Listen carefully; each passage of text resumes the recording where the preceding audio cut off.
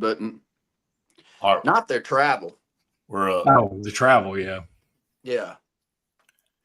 No, I don't. I'm pretty certain they know I don't have enough soccer background to be doing that. They're begging for coaches, though, man. Oh, we've got a flag football league here in Auburn that we're supposed to draft on Monday, but there's so many teams there's so many of the leagues that don't have enough coaches yet that it's up in the air on whether they're going to do it or not. God. Not whether they're going to play, but when they're going to start drafting. I mean, yeah.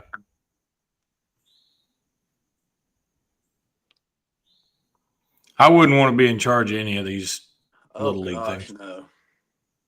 Gosh, no. The helicopter parents, It takes a certain personality. Oh, yeah. I tell you, the one here in Auburn is wonderful because it's Mike Goggins running it. And Mike's got a perfect personality for it. He really does. He doesn't get overly chummy or under chummy, and then he's 6'5", 290 pounds. There's pretty good chance nobody's not that you'd ever get to that, but I mean, you kind of do carry a little respect with you when so he does a great job. I've not seen hardly any bad outbursts, but that's lucky. Yeah. Because they're out there. Oh, gosh, yeah, they're out there. Terrible. People are the worst. All right, where are we going this morning to start, Brett Pritchard? I'll take it where you want to go, man. Well, Brett's been on some mushrooms or something. Look how happy he is. Man, I'm tired, dude. I'll be honest with you. I could have stayed in this morning for sure. We'll start with high school like we always do. We got a minute. We've got the polls out, Brett. Yep, we do have the polls. You want to pull the SWA polls for each class out? I've got them. Yep, that would be a good place to start. Talked about it on the Wednesday show this week. Let's see. Luke, how are y'all doing? Locked on good? Yeah, man. Everybody's happy. It's getting better now that it's getting towards football season. That's right. Got something really to talk about. Yeah, I mean, it's, and there's no end to it. You can always find something. Yeah. During the season, you got to be like, what are we doing? I mean, and it's until we actually get on the air, I sort of dread it. When we get on the air, I'm like, I can just talk, but all the rigmarole leading up to it, everybody else is so much better at, doing graphics or setting it up where it's easier. Yeah. And I just can't do all that. Jimmy can't do any of it. 15 seconds.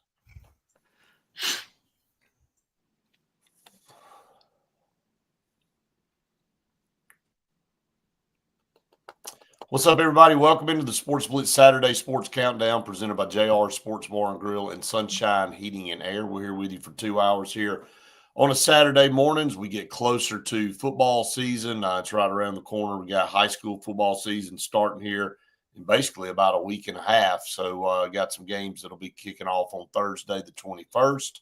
Of course, then everybody pretty much gets started on the 22nd. So, guys, it's here. It's good to see y'all this morning. A lot going on. It's always fun. These shows rocket by this time of year, but hadn't quite got started yet. But fall camp started. High school practice is back. People are back in school. So, let's get this thing going.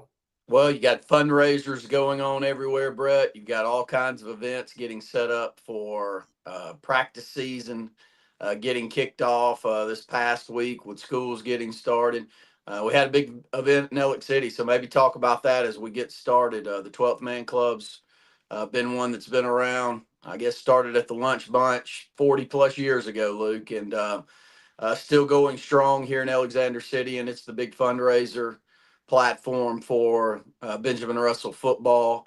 And I think we had an all-time record this week in attendance for this upcoming season. There's a lot of good vibes going on. I'll put it that way in the program. Coach Kurt Johnson just named the Alabama Mississippi All-Star coach. He's the youngest Alabama head coach to be named. I think maybe the youngest coach on either side to be named at 35 years old as the head coach.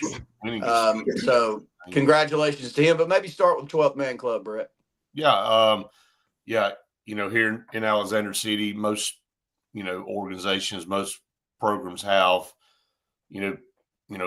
events like this, and, they rely on them because, it takes a lot of money to run these programs. You want to be successful. And yeah, there is a lot of energy, and rightfully so. Kurt Johnson, not only with what he is, but what he brought with him as coaches. I'll brag on Jay Reyes and Shannon Benefield and the forward thinking of the administration here. They want to compete. You can either send a message where you're okay with, just being status quo, or if you want to get out there and really compete. And that's what they did when they went out and hired Kurt Johnson. And, Kurt Johnson talked about how, being in a winning program, he wouldn't leave and go to a program he didn't think he could win at. He made that point clear, and all the things that are going with it and the history of Benjamin Russell, he feels like they have a really, really good chance to be successful here for a long time. And you can look at the staff. There are 14 of them.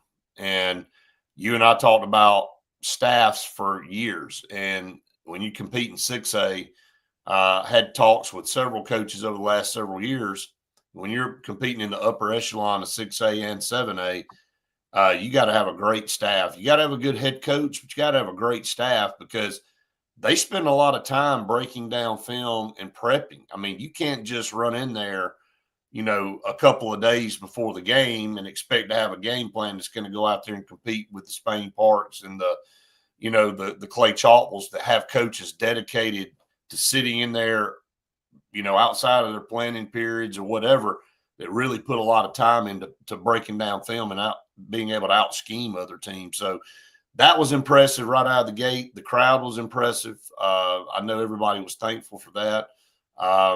It was a great start. And Mike Turk from Huntington came and spoke. That was Kirk's head football coach in college. Of course, he coached several people there in the audience, and I thought he delivered a really, really good message to everybody on why they're successful and what it takes to be successful. But, bottom line is raised a lot of money. It was a great event all the way around. And every time that event rolls around, that you're less than 2 weeks away from the start of the season.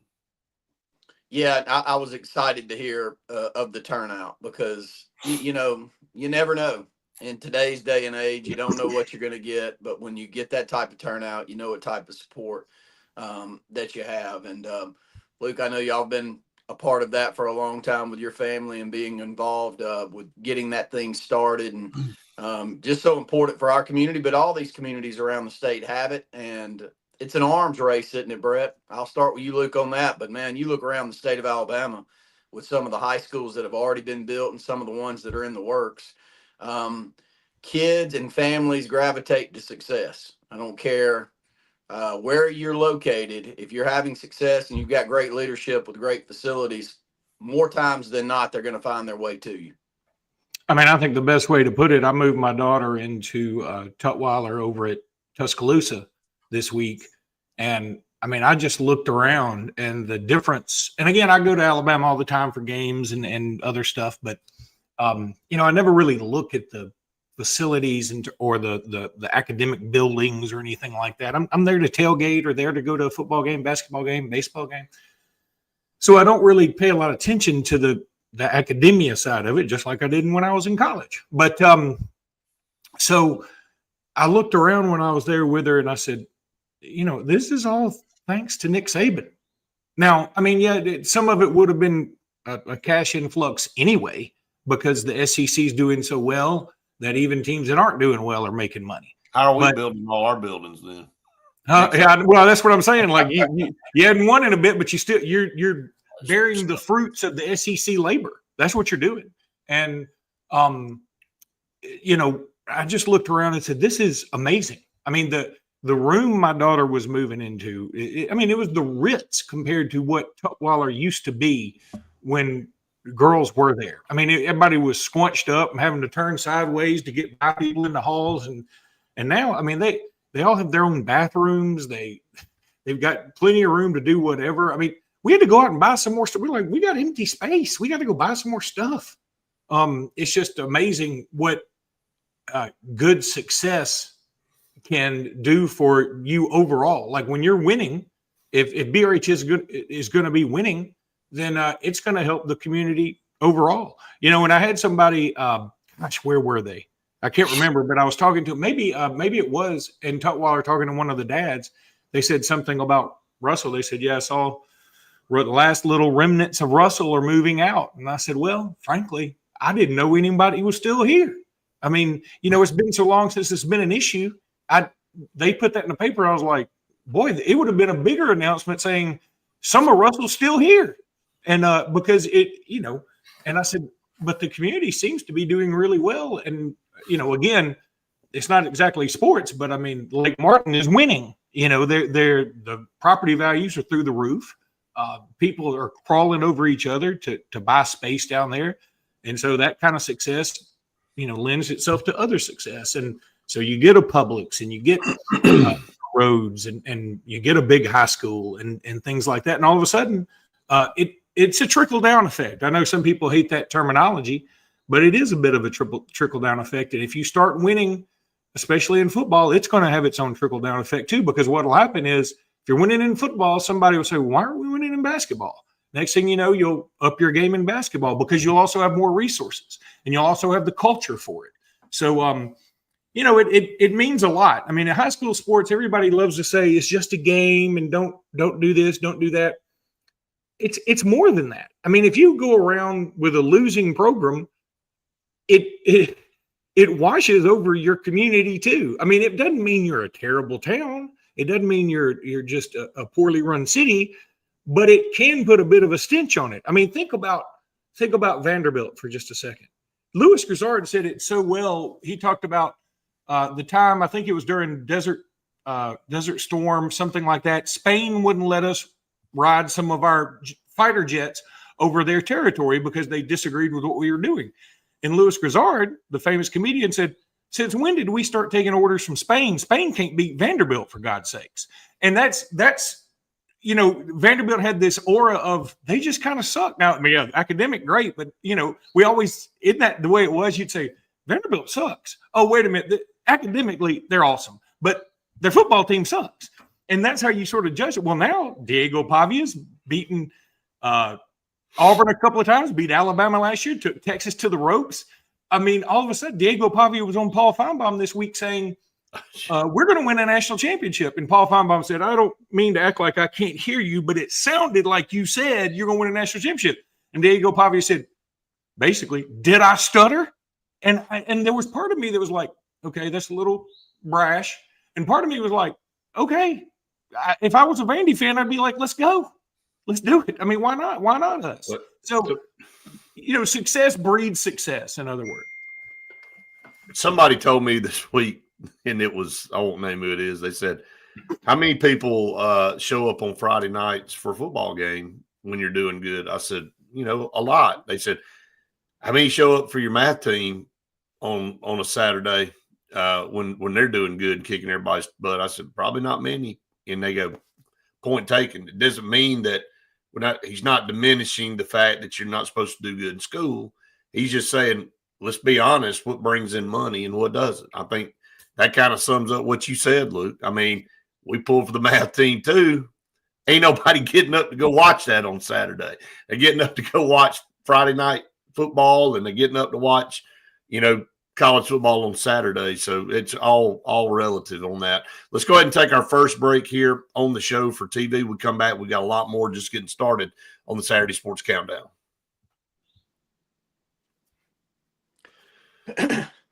All right. Off and rolling. I got the polls. You gonna start with 7A? Yeah, you want me to go? Let's go bottom up. Let's That'd be good. Let's go 1A to 7A this time. Okay. We'll quick through 1A and 2A because there's only about 2 or 3 teams in either of those that can win. Well, there ain't but 1 in 4A. Well, there's one in 1A for certain. I mean, can Yeah. Did we anybody even play get with votes? Wadley? Is Did we the get question. votes? Who's that? BRHS. They're 11th.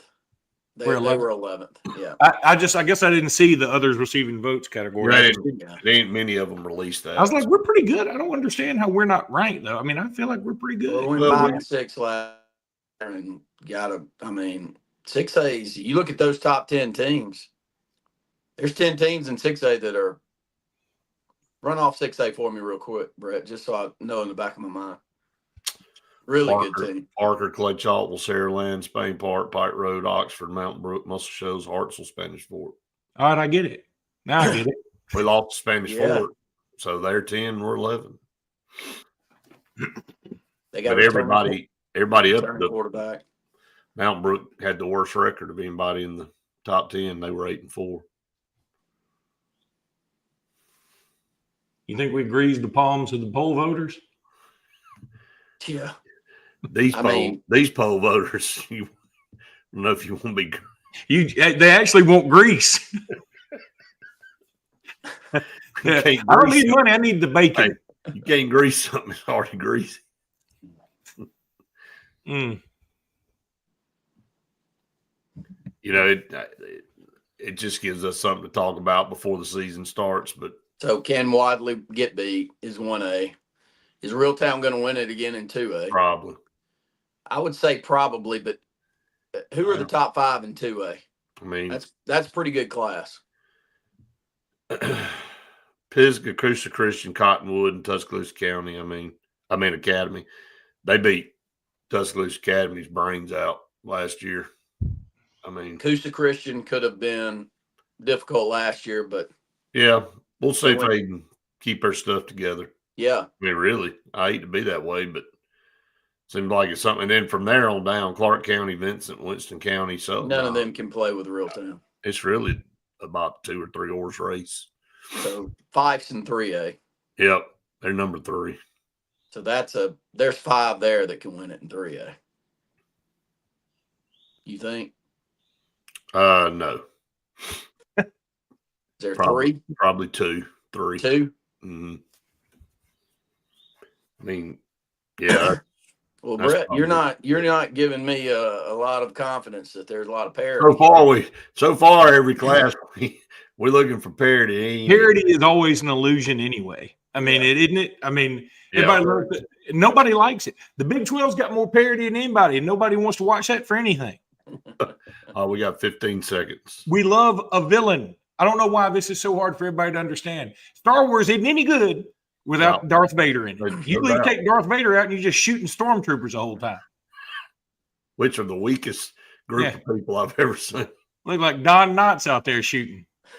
Welcome back, everyone, to the Saturday Sports Countdown, presented by JR Sports Bar and Grill and Sunshine Heating and Air. Let's dive into the most non-exciting group of polls that could possibly be put out. Again, when you look at high school, this is based off a lot of last year. We all know that, and but you got to have something to go off of. And high schools can change so much from one year to the next, good and bad. I mean, Randy, years ago, we saw Dable do something that I didn't think, frankly, we ever thought we could see in high school, and that's go from 0-10 to 10-0 in 1 year. I mean, I don't care who you brought in. That's hard to do, man. And that's hard to do at any level. But in high school, in a lot of communities, I know we still like to say that, all these people are moving around and whatever. I mean, you still get pretty much what you get. You may have a few here and there outside of the upper top of the, the biggest classification, but especially down in smaller, classes 3A below. I mean, you go from 0-10 to 10-0, you've done something, man. And so didn't think we'd ever see that. So you can see some drastic changes here and there, depending on who you have and who comes through and all that kind of stuff. Well, who the coach is, and do they change schemes? I think back to that Dable year, they changed schemes, and they had the athletes, and they brought that Tony Franklin system in, if you remember, and they started getting the football to those athletes in spaces, and then they had a couple of good classes come through, and they had that 0-10, but then they had greatness for what, 6 or 7 years after that. Yep. So that was just the start of a really nice run for Dable. But I think you say a mouthful right there. You know, the communities that we cover. I can go down the grades. You and I had a conversation this week. We go, well, the ninth grade group, don't think too, you know, and I'm not saying Right. specifically what it is, but our talk was the eighth grade group, boy, they ain't got them. That seventh grade group, they're loaded. And, you know, you just know it in communities. You do. And you used to have to know it in communities because you had to be able to play around it. And Coach Horn used to talk about that. You know, he'd have classes that were really big, maybe not as talented, but that group had to throw numbers to help maybe a really talented group that's not really deep in Right. numbers. And you know, as little as participation has gotten to in football in the state and really everywhere, that's one of the biggest battles that you fight, Brett. Just getting kids into that sport Mm-hmm. is really, really hard. I would love to see the numbers in the state of Alabama. Maybe that's a question you and I can ask at media days next week. But what's the participation totals today in comparison to 25 years ago? And I've got to guess that it's down. What would you guess? 30, 40%? Yeah, I would probably hover around the 30% mark. I would say Yeah. there's at least that. I did talk to Caleb Ross. I don't know. I know you've posted so many pictures and videos from media days a couple of weeks ago. I don't know that you've posted the Caleb Ross video yet with me, but I do. He brought up some really good facts and talked about, you know, the transfer part of the high school thing, and kind of goes in line with what we're talking about with you get what you get in communities. I want to say, and correct, and if I'm wrong, it's not off by much, that 91% of the kids that start ninth grade at a school finish at that school. He said there's such a misperception a lot. And again, because there's certain schools we hear about that get transfers and all that. And Kurt addressed all that at the 12th man about our kids. He named every one of the kids that transferred. He said, we've had 8 kids transfer from Montgomery Catholic High School that came here and moved to this community or living here. He's like, it ain't no, we getting this kid from here and all this. He said, this is the deal. The man that handles all our residency sitting there in the back of the room. If you got a question, go ask him. Like, I love that he was up in front telling everybody, like, you got a question about this kid? This is where he is. And he talked about that. And so Caleb Ross said, yeah, a lot of times the media portrays, and what you see is like, oh God, we got all these people transferring all over the place. And there are transfers. He's not running from that. But he said the stats, and I believe it's right, 91% of the kids that start ninth grade at a school finish there. And it kind of took me back a little bit because I wasn't expecting it to be that high with all the, but you think about the mass number of people though, you know, you think about how many start. So you can have, you know, a certain group that moves around every year. And it appears to be because most of the time those are higher profile kids. Correct. And when they move, they draw a lot more attention. So when you get 3 or 4 stories in a week of kids moving around, you go, well, gosh, everybody's just moving around wherever they want to go. So it can kind of be a little bit deceiving. No, it can. And but back to our original topic to start the show. You know, you better have a coach, have a program that people want to be involved with. And if you don't, in today's day and age, I mean, we're in a transient society. Nobody travels more than the guy in the middle of the screen right here. He lives driving.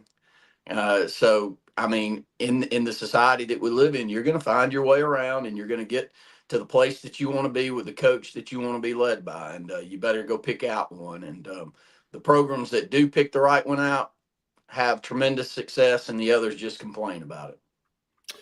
I mean, there's a reason those guys wanted to follow him here to Catholic. I mean, to Benjamin Russell from Catholic. I mean, he's 55-2 in 4 years. And, you know, Coach Turk talked about Kurt Johnson, and he said, there's one thing everybody in this room, you need to realize you're getting here. You're getting a guy that's extremely organized, that is no question who's in charge. He goes, you got a great staff up here, but he said that you can go ask all of them. They go, there's one man in charge here. And again, you got to have that kind of control, and you got to have that kind of kind of organization if you want success. They all go hand in hand. So it's something that, again, across every successful program, you can go in there and you can see it may be done a little bit different by each particular coach, but they still have those same values that they instill in their program, and that's why they're successful. They expect things to be done a certain way, and if they're not done that way, then you have the choice to get out of their program, whether it be a coach or a player. There is no negotiation. You can either do it the way they want to do it, or you can go find somewhere else to do it. And I think that's a commonality across teams that are very successful in instilling a culture like that. We got a couple of minutes left on this segment, and then we'll get to our next break. But we'll start with the polls. I mean, again, this is food for fodder here, and this is where you get started. And this doesn't necessarily mean these are the teams that are favored to win going in, but based off last year's results, this is all you have to go on. So we'll start in 1A, and it is the Wadley Bulldogs, and they got 18 first place votes, and nobody else got a first place vote. They 13-0, and rightfully so. They got a new coach, but again, your thoughts on the new coach, Brett? You met with him, young guy comes in, and I think that has been an offensive coordinator at some really good programs. So he has. I think he's a guy that again, I obviously don't know him personally, but had a chance to catch up with him. I don't know that you can inherit a better team than he's inheriting. So again, it takes nothing away from it. He's still got to coach this team up and get them ready to play and all that kind of stuff.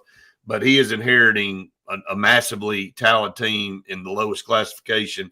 And it's going to be hard. Now, there's some really good teams that are going to be up here at the top of 1A that may have something to say about it this year.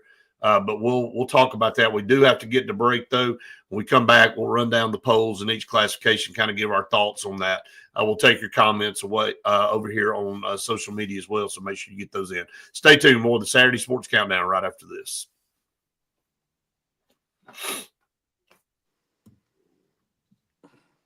Yeah, I mean, if I were a first-year head coach, that'd be a great place to walk into and go, oh, I got all this. Okay. Yeah, this is going to be fun. So, that guy's my running back. Oh, he's 6'4", 225 pounds. Okay. I'll take that. I could do worse. Yeah, no doubt. No doubt about it. Luke, I'm not going to be here second hour, so I'm going to hit you up during the break. What, Alabama quarterback play? Ty Simpson still? Yeah, oh yeah. Guy? Oh yeah. How about Russell? I mean, is he turning heads already, or what's? I mean, he's doing well, but I mean, he's got a lot to catch up. I mean, Ty's got a big head start on him. Sure, yeah. And so, but I mean, all of that. But that they scrimmaged at 9:45 today. Yeah, 9:35 or something. So it'll be interesting. Auburn scrimmage yesterday. I got some notes on that. Any question marks, Luke? Yeah, I mean, yeah, quarterback. yeah. Any others? There's some other question. Like you feel good about Ryan and Jeremy Bernard. Then you got who's your number 3 receiver, and I mean, I think it'll be Isaiah Horton, but there's other guys. Then there's tight end. We brought in 2 guys that just, I think they brought them in for insurance. They brought in that Samarco guy, and then can't remember the other guy's name, but like the one they brought in from West Virginia, Brody. The one from West Virginia, Samarco, he had 1 catch for 4 yards last year. But they were like, look, we need somebody to block. We don't want him to catch shit. Excuse my French. I forgot we're still up until I said it. So, well, no, we're not on TV though. Oh, I know. We're on break. But they don't want him to catch anything. So we're in the but now Marshall Pritchett, who's a true freshman, has been playing really well, and so they're like, because Danny Lewis is still hurt, and they were like, well, maybe this guy can be it. So I mean, they named off a bunch of investment bankers. Yeah, Danny Lewis can't make it, so So just tomorrow, Marshall Pritchett. Marshall Pritchett told me to buy potato You futures. sure you're reading the roster? Oh, I'm sorry. I'm over here at Stanley Morgan's list of executives. Did I see Caden Proctor speaking? We spoke about him last weekend. Squat like 800. Luke. Oh, I mean, it makes sense. I mean, he should be. He It squats was 800 every time he 10 sits down. 10 seconds. 10 seconds. He walked all the way back from Iowa. He's got some tree trunks now. Welcome back, everyone, to the Saturday Sports Countdown presented by JR Sports Bar and Grill and Sunshine Heating and Air. Got about 30 minutes left here in hour number one. And, of course, high school football is right around the corner. The 21st and 22nd get things started. So it's a lot of excitement. School has started back for most people now, and everybody kind of getting back in their groove. And we know when football season starts, man, things just speed up tremendously. We'll blink and we'll all be sitting here talking about December and the Super 7 and all that kind of stuff. I mean, to be honest, to put it in perspective, we're 17 weeks away from the Super 7. It's kind of weird when you put it like that. So we'll blink and we'll be there, and it'll be year number 845 for us. And so there's some changes that are coming up.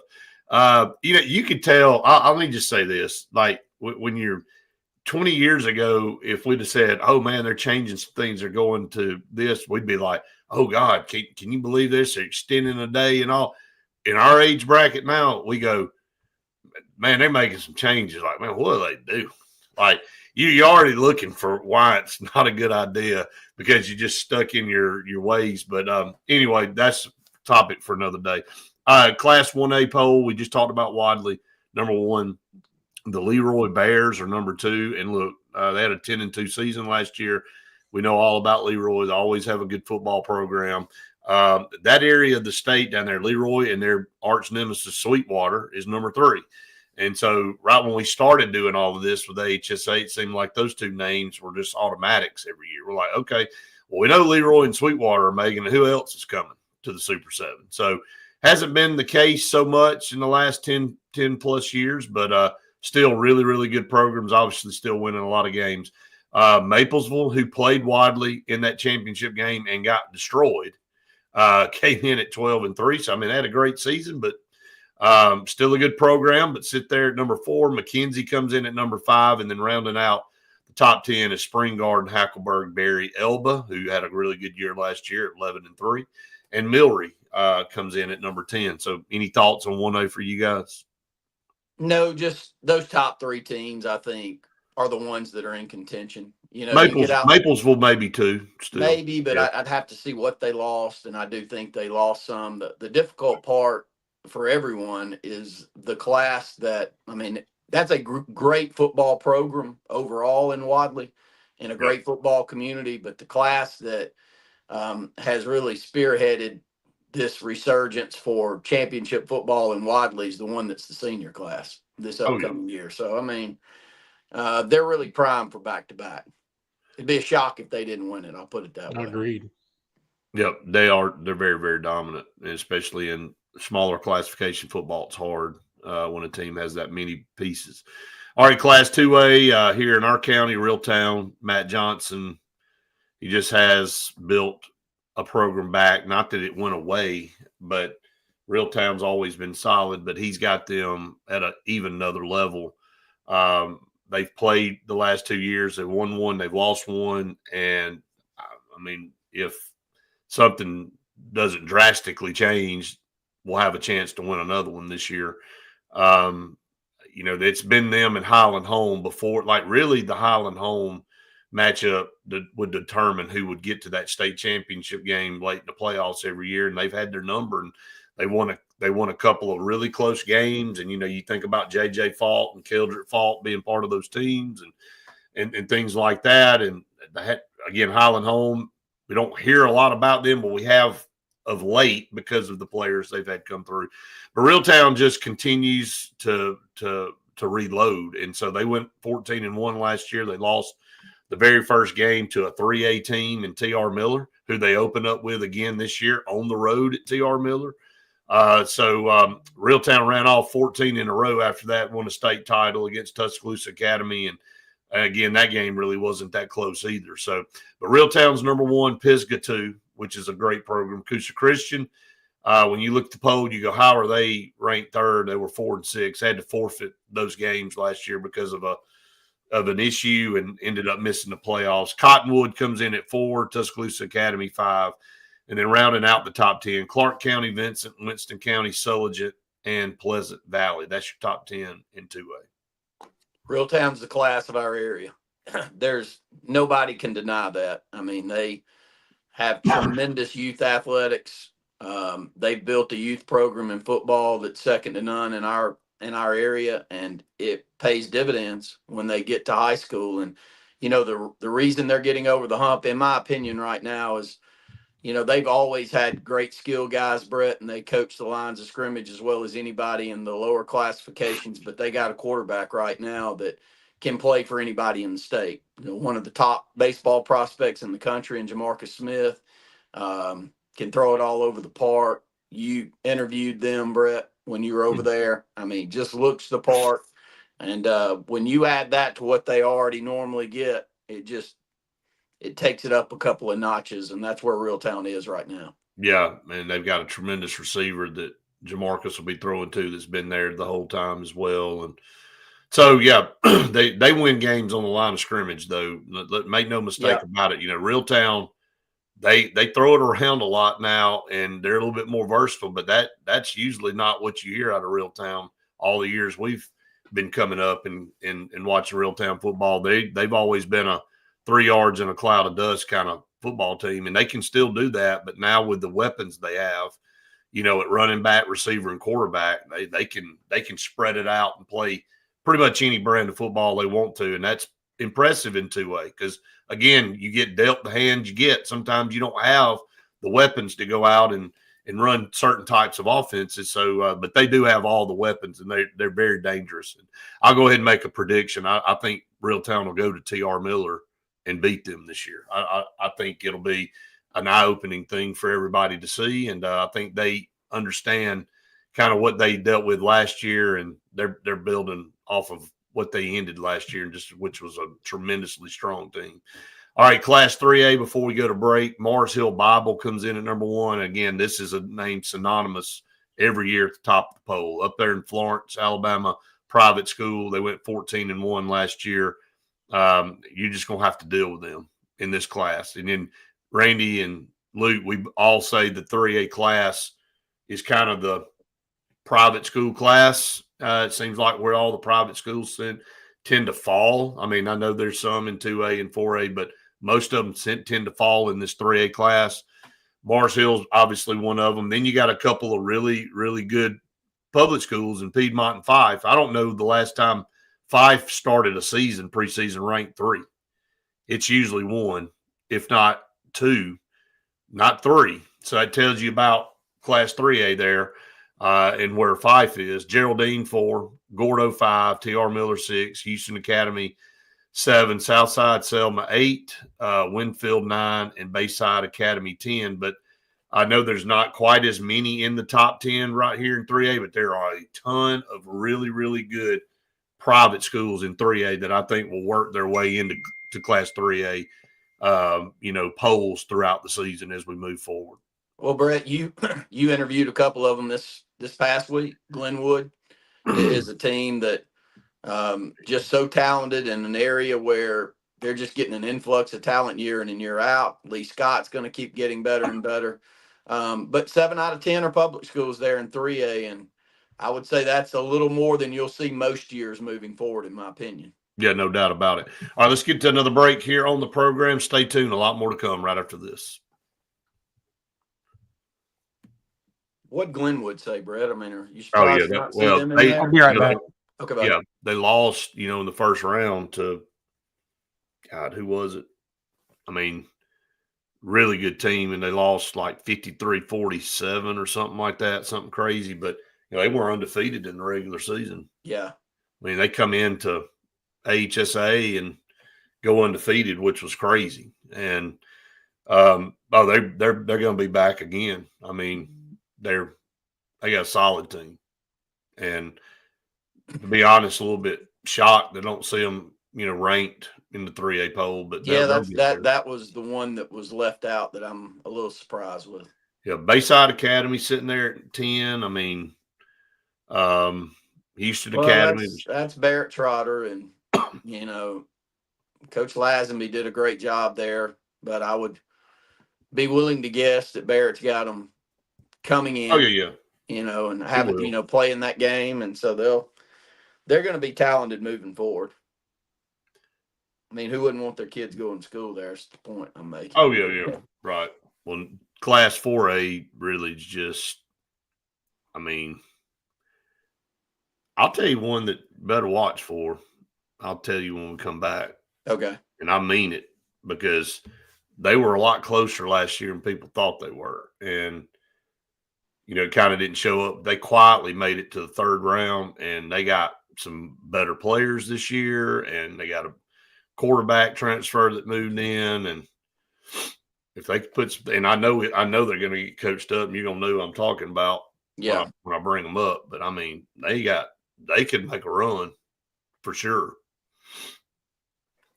It'd be interesting to see. But I mean, Jackson is so dang loaded to be a 4A team. I mean, they played Cherokee County, who had lost one game last year, and they could have scored 100. I'm not exaggerating. They could have scored 100 points on them. And so. Do they start the season with Saraland again, Brett? They do in Jackson. In Jackson. Boy, that's a good football. That'll be the game to go to. Yes. Dang right it would be. Well, I mean, Saraland isn't going to be as powerful. No, I'm going to tell you, man, I think Jackson will beat them. Oh, I think Jackson will beat them handily. I don't know that I've ever seen a 4A team have 3 Power 4 players on it. Now, they might even have more than that. I just know the Oscar Chapman, then there's Xavier Crowell, and then there's Landon Duckworth. I know they got a couple of others that are Kean Chapman. Yeah. I thought Chapman's the one. Did I say Oscar Chapman? I meant yeah. What, Oscar Chapman, an Auburn punter or something? Yeah. Oscar, something. Anyway, all right, here we go. 10 seconds.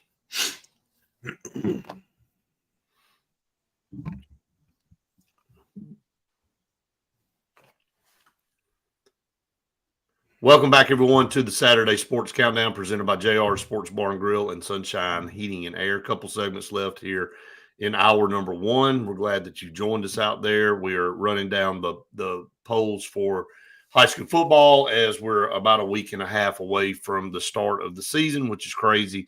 We've gone through Class 1A through 3A, so we'll bump up to 4A now, and it's Jackson. I mean, it's Jackson and everybody else. And again, when you have a 4-headed monster, 4 really talented D1 players on that team, and Faith and I went down, and she sat down with all of them about a month ago, and you can go on there on our YouTube page and watch those videos. But again, these are the coaches. Coach Flournoy, who's from this area, was at Beulah, moved down there to Jackson. He's got a juggernaut. There's no other way to spin it. I think they could go up and win 5A. I think they can compete easily in 6A. I think you're going to see that when they open up with Saraland. They played them last year, and they kind of got. And his Coach Flournoy said, we were a little nervous. You could tell starting. And he said, but once our guys got into the game, they knew they could compete and win the game. But he said, we made so many mistakes early in the game. It was hard to overcome them. But he said, if we'd had one more quarter, we felt good about it. And that's how good they were playing. So I think they know that now. They've got Saraland at their place this year, guys. So that will be a great game to watch, because we know how great Saraland is. They're going to walk into a buzzsaw to start the season going to Jackson. They're 14-1 last year, and that one loss was to Saraland. Cherokee County, who they played in the state title game, was a great team, 13-1. And Coach Flournoy was very complimentary to Cherokee County. He said, look, man, the game got away from them because we forced it away. He said, we played a different style of football than they did. And he said, once we got a lead, we kind of kept our foot on the gas. And he said, Cherokee County was not built. He said, I don't want people to think that Cherokee County was a fluke. He said, man, I got a lot of respect for Cherokee County. And I thought that was cool the way he was talking about it. He's like, look, man, we are a team that if you let us get up on you, we're going to keep the pedal to the metal. And people have to understand that. You may be a good team and you may get blown out in a championship game like that, but it's styles of football. And so Cherokee County just could not get in a situation where they could score quickly. And so that's kind of why the game got away from them. But they come in at number 2. St. Michael's is 3. I'll stop there. Y'all's thoughts on that? St. Michael's going to be a team to watch in South Alabama. Well, they played them really well in the playoffs last year. I think the third round game was a 10 or 12 point game at the end. Phillip Rivers' son, from a recruit standpoint and what my eyes tell me, I mean, he's special. So, they'll get into the playoffs, and can they match up mano-a-mano on the lines of scrimmage? Because I think St. Michael's going to move the football. They did against them last year. And they'll put points on the board. So that's one to watch, not only this year, but moving forward, Brett. The Gunner Stockton, Trent Seaborn rivalry that isn't, because they don't play each other. They don't. Rivers. Gunner, what I say? Gunner Stockton. Kind of mighty. What is wrong with me? Gunner Rivers and Trent Seaborn. Again, everybody's going to look at those two as like, these are the two guys, and they have no chance of playing one another. Right. Unless somebody wants to set up something which would be really cool before their senior year. That would be cool. That's must-watch TV. But because I think both of them are fabulous. And I think that you can't really go wrong. I certainly understand those that say, hey, Gunner Rivers has all the pedigree. Gunner Rivers, probably he might have the better arm, might have the stronger arm, whatever. I also understand from the other side, people saying Trent Seaborn has won state championships at the highest level as an 8th grader. I mean, that's ridiculous. That doesn't even make sense in 7A football around here. So, and he's also played against his competition. Not only is his competition better, but his competition daily is better than what Gunner Rivers sees. Oh, yeah. Now, that's no knock on Gunner Rivers. That's just the classification he's in. But I'm just saying that it's going to be fascinating because they're going to be 2 of the top quarterbacks in the country next year, and they're right here in the state. I mean, quarterback talents. I mean, we got some more, Randy, we've talked about that we'll talk about here in just a little bit. So the state of Alabama's got some good quarterbacks coming over the next few years. Moving on, West Morgan is at 4, Anniston 5, Madison Academy comes in at 6. The Tallahassee Tigers come in at 7, and you want to talk about a turnaround. Coach O'Neill literally took that program from did they win 1 game the year before? 2 games maybe, to a 9-3-1 mark. And that tie came because of they had a game with Elmore County, and there was an incident in the stands or something, and they ended up just calling the game off, so it went in the books as a tie for both teams. But Tallahassee quietly made it to the quarterfinals last year and played Jackson and was in that game in the 3rd quarter. And Coach O'Neill said, look, we just didn't have enough. He said, I think we understood what we were going to play, but we just didn't have enough. And he said they ended up beating us there in the 4th quarter. But you better watch them. They've had some guys move in. And I know the quarterback is from Houston, Texas, and his dad's assistant coach at Tuskegee, and they're living in Tallahassee. So I talked to the kid, Randy. I met with him, and you saw the pictures and all. I mean, he's a big kid. And I asked him personally, I said, what do you think you bring to the table? He said, I think I'm going to be able to bring a passing element that they haven't had here at Tallahassee. So, I mean, the kid spoke really well. And I said, well, as far as running the football, what do you feel like you can do? He said, I can obviously do that too. He said, I'm going to be more apt to kind of look downfield and see for things to open up. But you just tell his football IQ is really, really high. And so I'm excited about watching Tallahassee this year. I think they're going to make a lot of noise. They had a good year last year. They really, really well coached with Coach O'Neill. So come in at number 7, and then Pleasant Grove at 8, Good Hope at 9, and North Jackson comes in at 10. That's your 4A top 10. Well, I love your thoughts on it. I think Tallahassee from an athleticism standpoint matches up with those top 3 or 4 teams. We know what type of athletes you can produce in Tallahassee, and they're the largest school in that class. You ask, how can you change things? You can change a culture, you can change leadership at the top, and that can all help, Brett. But when you are the smallest school in a class and drop down classification, and you're a public school, and you're the largest, we've lived it in Elliott City time and time again. That drop is a massive help to your program overall, because what you see night in and night out on Friday nights in one year compared to what you see the next year is eye-opening. And, we've seen it going from the largest classification back when 6A dropping down to 5A. And I remember talking to the same coaches that we had, and, that was what they said. We got to come up with ways to keep them motivated, because when they look across the line of scrimmage, it just does not look like what we've seen over the last decade. So I think a little bit of Tallahassee's that, Brett. I definitely think so. I think Tallahassee they're a community, Randy, that always has. They're like us. I mean, they're not going to tolerate, being down in the doldrums very long. I mean, there's a sense of pride about it, and I think that's awesome. That's what makes high school football great. And no, like Daville's the same way. I mean, Dave will have a couple bad years, and they're like, man, we ain't doing this anymore. And so Chad McKelvey, you could already see Chad McKelvey starting to turn things around at the end of the year. And I mean, you got to go back in and change culture sometimes, but the end goal is still the end goal. And the history that precedes, the current team is still the history. If you got a long history in that community of being successful and having pride in your program, you're going to keep that. So you may have to hit some valleys sometimes, but you ain't going to stay there. So, all right, let's go to break here. When we come back, a lot more to come here on the show right after this.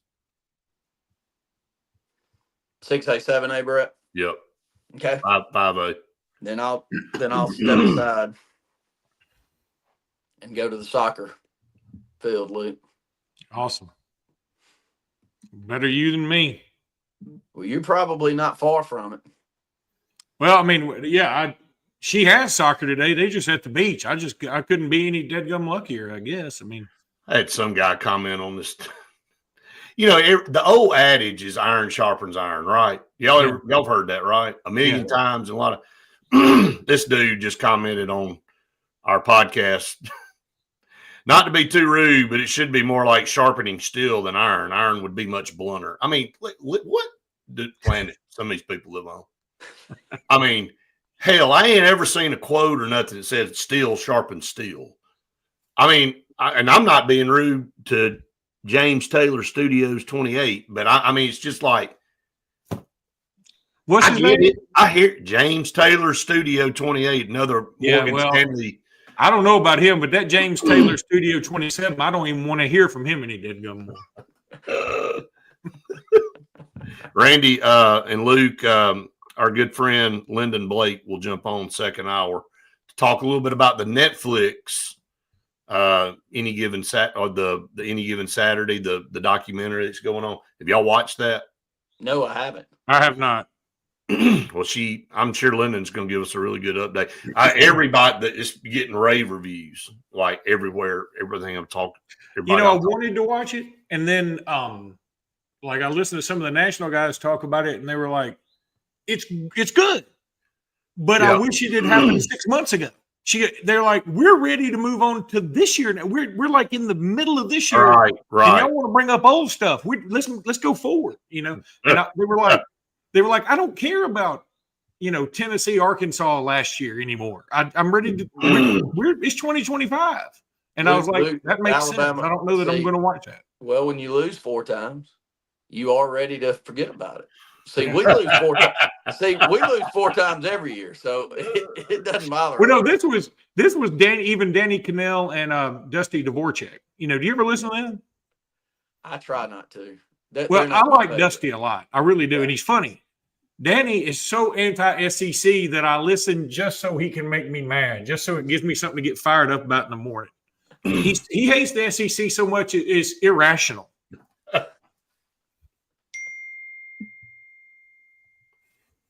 Tony said interesting rivalry matchup week 1, Stanhope and Prattville.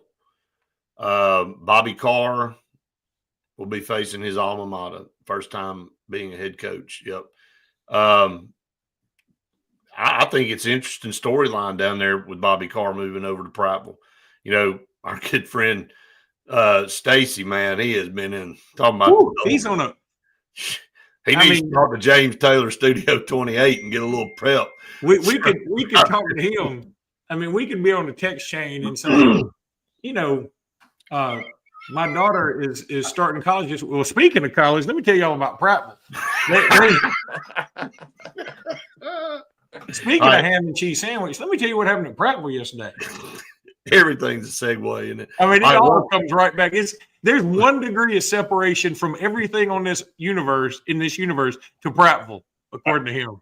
I think we're back from break, so we're talking the next hour and a half in 2 hours and 3 hours. We're going to talk about Prattville football.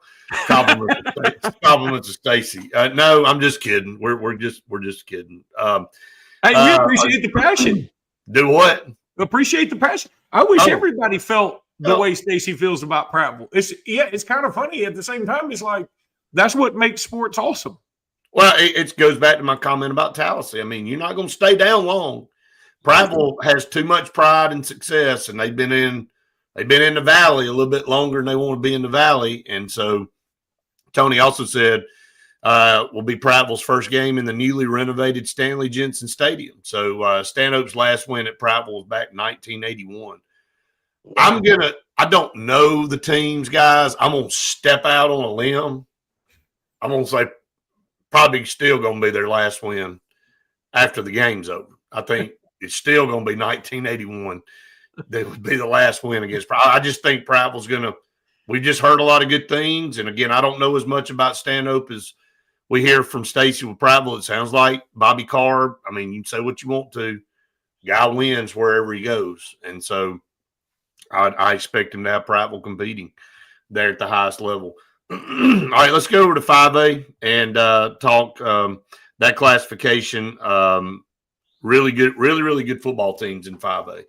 And, you know, you don't have to go much further than these top 5. Moody, 11-3. Jake Gaines, they were right there on the cusp, but Montgomery Catholic was able to beat them in a very close game. Randy, that was a great football game that we were there to watch and call. And I think when you look at what Jake Gaines has done with a Moody program that, again, forever we used to say, well, you schedule Moody for homecoming because they just got their doors blown off, and that's not the case anymore. You got them sitting at number 1 in Class 5A. You got Viger at number 2, and Viger is the team that just transcends every decade. Like, they'll go away a couple of years, and all of a sudden they're back at number 1. And they'll go away, and then they'll go on 3 straight years of number 1. They've been doing this since the 80s. Viger is the Kentucky basketball in the NCAA tournament. Like, if they can go away, but then if they're like, well, Viger snuck into the playoffs and you got to play them first round, you're like, God, dog it. You know what? Nobody wants to play them. It doesn't matter what kind of season. I mean, it doesn't matter if they're not good and they sneak into the playoffs and they're limping in, and you're still like, man, come on. It's culture. It is a culture, and it's a culture in that city, and you know the programs that sustain success, and that's Viger there. So you'll find your way to that program. It's kind of like Carver and Montgomery, Brett. You know, Carver, for the most, in my lifetime, they may not have won a lot of state championship games, but they have always put a good product out there on the field. Always. I'm sure they will again this year, but I agree with Viger. All right, coming in at 3's Catholic Montgomery. Obviously, Kurt Johnson, that team, it's going to look a lot different. I mean, a lot of their key players are now in Out City. I mean, let's be honest. Kingston Preyear, the quarterback, you know, Charles, the middle linebacker, B.J. Bedgood, receiver. I mean, I'd keep going down the list. So not saying that Catholic won't have a good year, but it's going to look a lot different. They don't have a lot of their coaches there. I mean, they had players transfer out, not just to Alex City, but to Prattville, that Prattville team we talked about. They went to some other schools. So we'll see I how tell you that this, plays. though. Here's the thing about Catholic, though. There's so much moving around in the city of Montgomery that when you open up a vacuum, some others suck in. So I would like to watch Catholic play, Brett, because I bet you some of those openings, like at quarterback, because in these communities, if a quarterback that is going to start for 2 or 3 years and you're Right. around that age and you're really good, you're not going to that school. You're going to get out of that school. You're going to go somewhere else. So vice versa, when that opening pops up, you're going to have somebody that's going to pop in there that's going to be probably really good too. So I think Catholic's the program this year that you need to, maybe a lot of people expect a step back, but don't be surprised if you don't see that. Didn't we say that about Birmingham last year, or year before? Like everybody up here has a stud quarterback. You may not may not have the best team, but like every school you play up there is like, well, you got a quarterback. Everybody's got a quarterback up here. Well, it's because, if you're one of the top 5 to 7 quarterbacks in the city of Birmingham, and you're not going to sit there behind a kid. If you're a great quarterback and you sit behind Trenton Seaborn for 3 or 4 years, you just wasted your high school career. And people aren't going to do that anymore. They're just not going to. Don't blame them. So, you're not beating him out, and you're not beating him out. And so, but doesn't mean that you can't go play and start for somebody. And that's right. That's what happens. All right. All right. So Central Clay comes in at number 4, and nobody's shocked by that. They were 12-1. That loss came to Catholic last year. They'll put another great product on the field. We just put our analysis on repeat every year for Central Clay. Well, here we know a little more about them than we do of some of these others. Here's what I know about Central Clay: is when you play them in middle school, you play their JV team, they beat your brains in. And if you keep getting your brains beat in by their middle school and JV, at some point in time, they're going to be 10th, 11th, and 12th graders that have just beaten your programs for 3 or 4 years. And you may not know who they are, but they just keep reloading. And boy, Danny gets them out over there, though, too, Brett. That's the thing about that Clay County area is they get the players out. You'll look down, their enrollment numbers aren't high at all. But they got a lot of bodies on the side, and it's a culture, and so they'll be there. 5A's fun. That's a class. I have no clue who I would favor this year. In years past, I would have been shocked. Like Catholic last year, if they didn't win it, Brett, I was going to be surprised. Oh yeah, what they had. Yeah. I knew Central Clay was really good, and they lost to them by like 10 points and late touchdown to kind of separate that one a little more than it was earlier. You and I watched that game, kind of going back and forth with it. But I don't look at that class and say somebody's way better than the other this year. No, that we just ripped off 4 teams. I think with the right draw can make it and possibly win it. Before we go to break, finishing it up: Williamson 5, Fairview 6, Ramsey comes in at 7, which is always a force. Yes. Gunnersville That's 8. a Viger and Carver. You don't want to play Ramsey. Gunnersville 8, Leeds 9, and Scottsboro 10. So 5A probably has the most parity of anything we've seen so far. So we'll talk some more about that. We got to get to break. Stay tuned. A lot more to come right after this. All right, bye, y'all. I'll be tuning in. Bye, buddy. Bye, bud. See you. We'll finish the polls, and then Lyndon will jump in with us for a segment or so. Okay.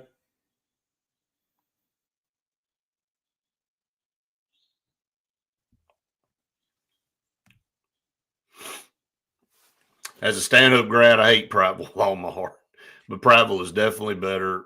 No better team, no question. And, again, we'll see. It's the reason you play it on the field. That is a rivalry game. But with Prattville, new coach, basically new stadium, just a lot of hype. I think Prattville will probably take care of business, but we'll see.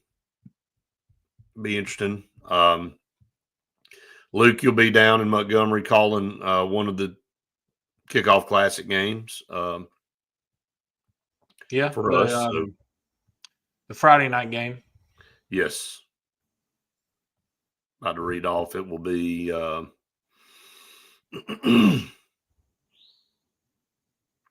Maplesville Fife and Pike Road versus Prattville. So Is Maplesville is the Friday night, or is the yeah, Prattville? Maplesville. You have Maplesville and Fife. That's what I thought. Be a pretty good game, man. Yeah. It's probably going to be a really good game, actually.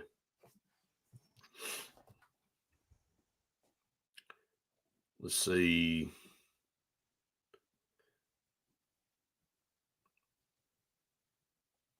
I know they're 1A. I mean, Maplesville is 1A and Fife's 3A, but Maplesville played for a state title last year. I think they have a lot coming back. We'll see.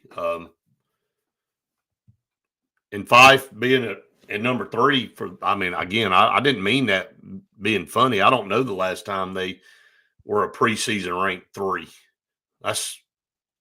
They're usually preseason ranked number 1 or 2.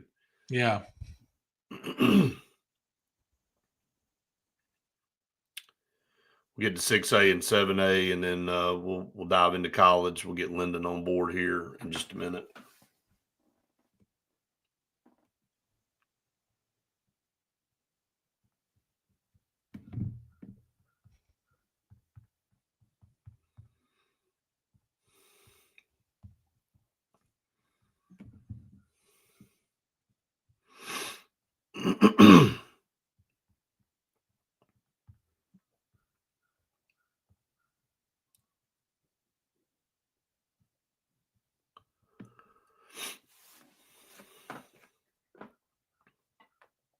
This is the quietest this show's ever been. I'm trying to read this text from Emily about Walker's got a scrimmage this morning, and Mary Sanders about to start rush. So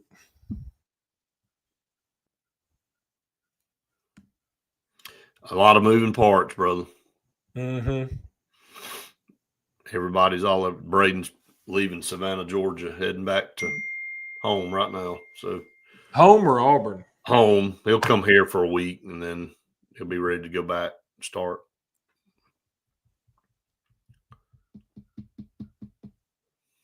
All right, 10 seconds.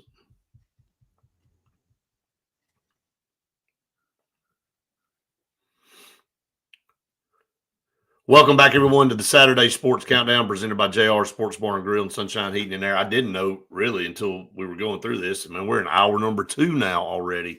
Again, the show does fly by this time of year, and we'll have Lyndon joining us probably about 8:12, somewhere around in there, as we dive into the college. But let's finish up, Luke, with the top 2 classifications. I know you got some thoughts on this, and I'll go through them. Class 6A Parker, number 1.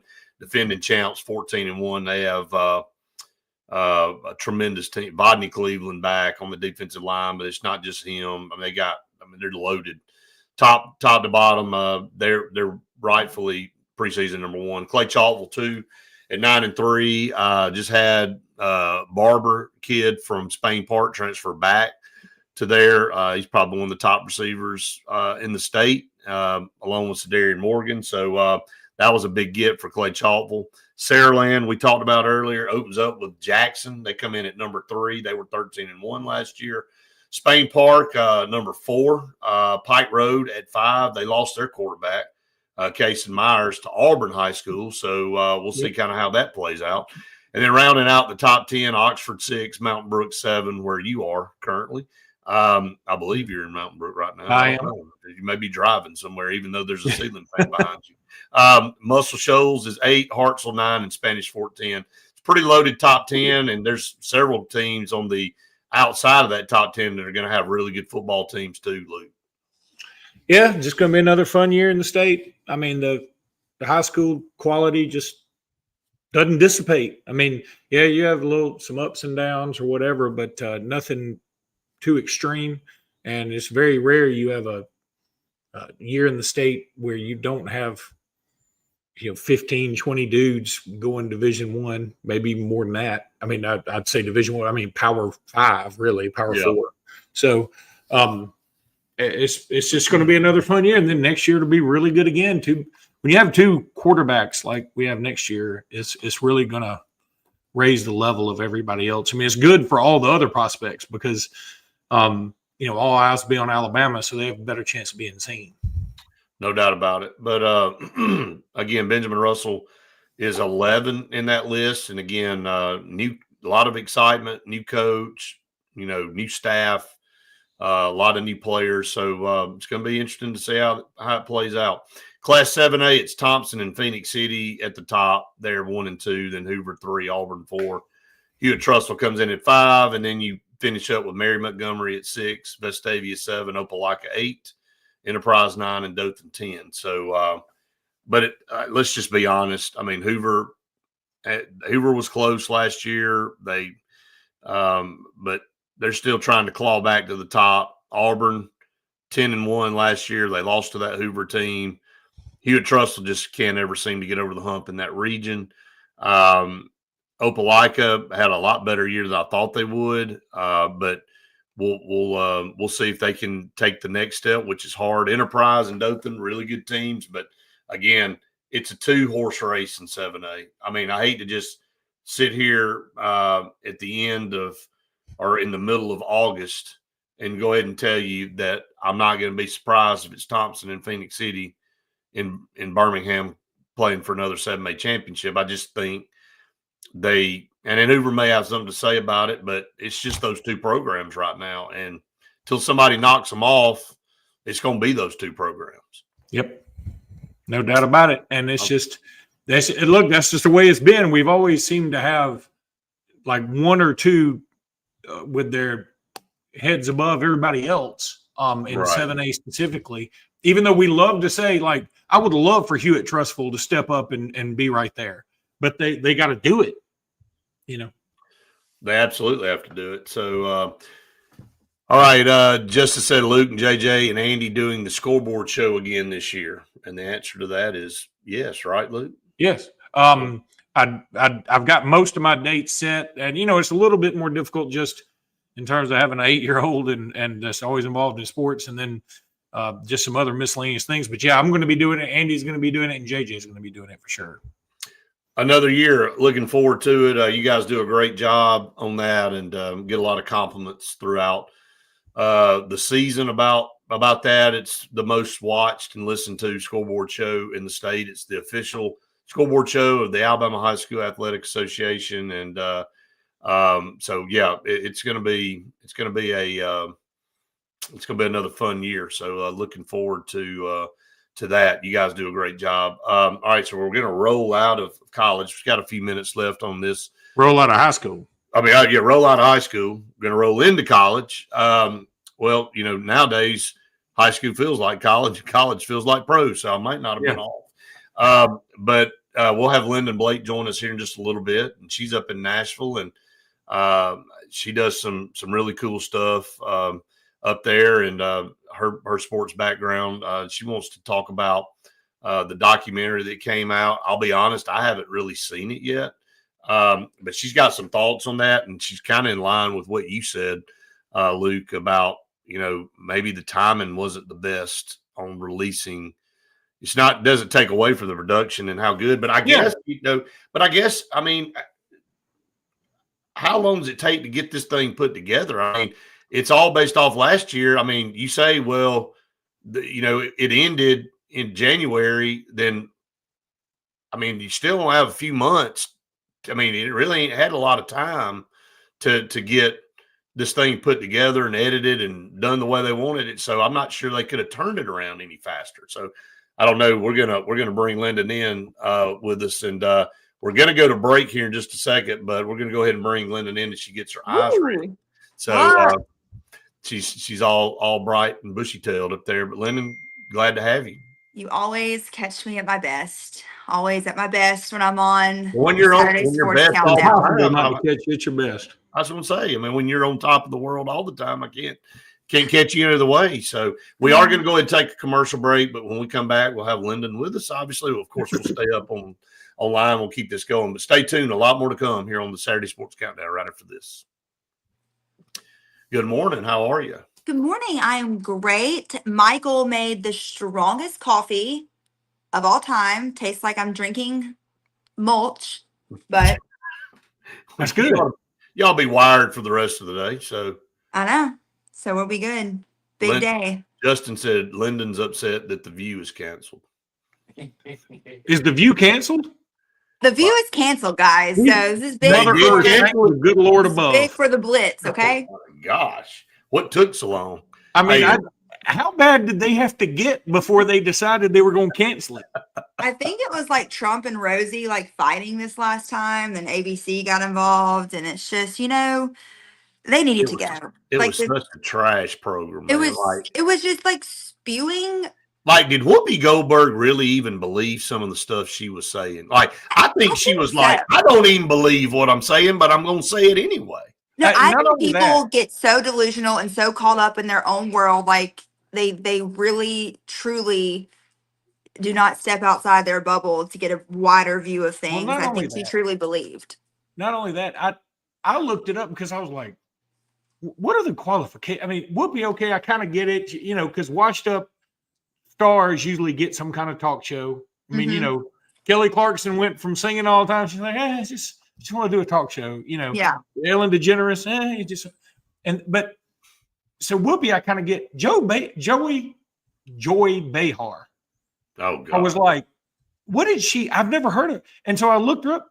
She was a comedian. I said, my God, I've never seen this woman laugh about anything. I thought she hated everybody, everything at all times. She's not And it funny. wasn't like a funny, ironic comedian like Stephen. Who was the guy that used to go He was like in Easy Money, not in Easy Money, in Back to School with Rodney Dangerfield. The guy that died, he's about 4'6". Yes. Oh, yeah. Like what? No, it ain't Godfrey. Not Gilbert Gottfried. He just yelled all the time, and you felt like he hated everything, but he came from a funny place. Mm-hmm. Behar There's a reason she's not a comedian anymore because she wasn't. I can't believe I can't believe there was something she was worse at than The View. Being a comedian would be it. And then the only thing she'd be worse at, both of them, is being a stripper. Those are the only three things she just can't do at any time. Oh my gosh. I have a laundry sheet in my sweatshirt. Sam Kinison. Well, at least you know it's clean. So. Yep. Oh, we got 20 seconds before we come back. For Kennison, Sam Kennison. Was that who it was? Is that what you said, Luke? Okay. So, Luke, I agree with what you were saying. Like, the Netflix documentary focuses on players that are no longer in the program. Like that, they kind of missed the mark on that, Here we go. All right, welcome back, everyone, to the Saturday Sports Countdown presented by JR Sports Bar and Grill and Sunshine Heating and Air. Glad to have Lyndon with us now. Lyndon, good to see you. Hi, good to see you guys. I always watch, and I'm always in my pajamas drinking my coffee, and I'm like, you know what? These are my friends. I want to hop on. We love it when you want to hop on, and you're always welcome to hop on with us anytime. And Lyndon, you work for ESPN. You're up in Nashville. Tell everybody what you're doing in Nashville right now. I'm working for Outkick Sports. Yes. You guys know Clay Travis founded the company forever ago. Wrote Dixieland Delight, which is just such a great book, and sold it to Fox News in 2021. So now we cover politics, sports, culture, big on covering the WNBA right now. You know what I'm saying? So got all the items getting thrown on the court. All the items that, are now part of the game. But it's a lot of fun, and it's the first time I feel like I can just be myself and say what I want to say, which is kind of nice because, you can't really do that too much in local television. You can't. I think that's one of the great things about what we do on our platform, and you just have that freedom to kind of give your opinion, and you're not beholden to somebody's views. No pun intended. We just talked about the View being canceled, but I think people are tired of that kind of suppression and stuff, and we're actually getting our country back to what we were founded on, and actually being able to speak our mind, and we don't all have to kill each other and hate each other if I don't agree with your opinion. I mean, we can say, okay, you got your opinion, I got mine, and we can agree to disagree and we move on. So, well, that's great, Lyndon. We've been keeping up with you. We knew that. I just wanted you to let everybody know that maybe didn't know what you were doing up there. Yes. in Nashville. So Yes. So, Did and you see? By the way, did y'all see the? Speaking of this trend that's happening in WNBA, the I knew the you weren't going to drop that. No pun somebody hold on, I had have to. a visual. There was a coach. Oh no, a There was visual. There was no. We can't. No, you. She did. She say she has a visual? Yeah, she said she's got. Oh, Oh, there we go. that is. Oh, you got a whole That's pretty bushel of visuals. But there was a coach that was like just railing on this whole trend, like and so she had all these microphones in front of her, and somebody I saw. superimposed one of these items over the microphone, and it was like And it's one of the funniest things. He's And I mean, pushing it toward the face. again, I get a little bit where she's coming from. Like, okay, it's probably gone a little too far, but at the same time, Sophie Cunningham, who apparently said, "Hey, everybody's got to stop this." Like the very next game, somebody threw one and hit her in the shoulder, and even she had to laugh. The WNBA, I know we want to go college. The WNBA is killing its own product. I've never seen a sport eat itself like the WNBA. Man, lean into some of this stuff. You don't have to, just try not to be so uptight about some of these things. Try not to just go out there and say, pay us what we deserve, and then go on an interview and say, here's what we just want to be paid our fair share of the revenue like the NBA is. Well, that would be a negative number. Just understand that you aren't where the NBA is. It took the NBA a long time. There was a time where I remember Bob Costa said he interviewed an NBA, it was an ABA player, but before the merger, he interviewed an ABA player, and they had gotten like their flight ticket, and it said, you leave Louisville at 10:38, and you arrive in Nashville at 10:15. And he showed it to Bob Costas, and Bob Costas said, "Yeah, what's the big deal?" And because there's a time change. And the guy didn't understand that. And the guy said, "I don't know about you, but I ain't getting in a time machine." And so what I'm saying is, like, you had people that didn't know anything, that didn't know about time changes, and now they've come to this very wealthy, lucrative league. WNBA has to go through those same growing pains. You don't just start a league and go, "All right, where's all my money?" It's only been 25, 30 years. And it's always lost money, but they've kept it because, like you said, you gotta keep growing. And you're right. I mean, the WNBA's never had more attention than it has right now, but it just seems like they just cannot get out of their own way. And so, but we're not going to talk about objects anymore in the WNBA. We don't. That's not what we're talking time about. out. One more thing though, like Flick's point, how dumb do you have to be? Like, if you keep bringing it up and keep being like, stop doing that, people are just going to do it more. Oh, like, lean into it. Shut up. I like that Sophie Cunningham's mom wished her good luck for the last game, and she's like, "Good luck tonight. Be sure to dodge the objects." Like, lighten up. That's funny. Okay? That's funny. Just go with it. And like you said, when you say don't do that anymore, it just makes 10 more people do it. Yeah, they're acting like third graders. Like, So, learn some basics, how life works, reverse psychology here. What I don't understand is, like, I know how we used to sneak flasks in Bryant Denny Stadium or whatever. How do you sneak one of those things in there? And you got to have a few of them. You ain't just going to throw one. You know exactly how you would do it. If you sneak that object in a way where the object would be perceived, no one's going to question that, because that's kind of weird. No, I think everybody would question it. I mean, I'd be like, hold on now. What is going on here?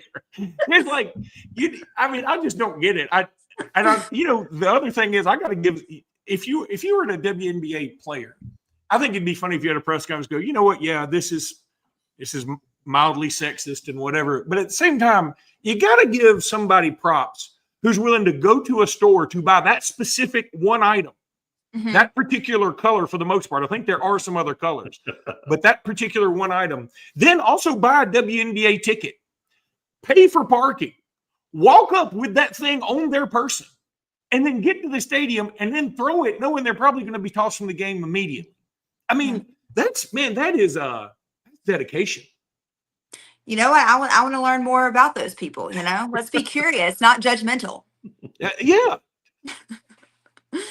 Anyways, who's judging anybody carrying objects like that around? I mean, come on. All right. College football and the Netflix I'm just being honest. I hadn't had time to watch it. Now I've heard some good things about it, but I've also heard what you and Luke are saying about it. Is like the timing. I'm just going to let you give your take, Lyndon, about this. Well, this is kind of, since you haven't seen it, what if I told you that the two teams that look the best, like I was thinking about this and talking to Chad, because everything's a recruiting tool, and you're thinking, well, how does this affect recruiting if you're watching it and you're deciding, what colleges you're even interested in at the time. Like the colleges to me that look the best from the show were Vanderbilt and South Carolina, which is crazy to say. They look like the coolest programs, and they gained, I feel like, a lot from the documentary.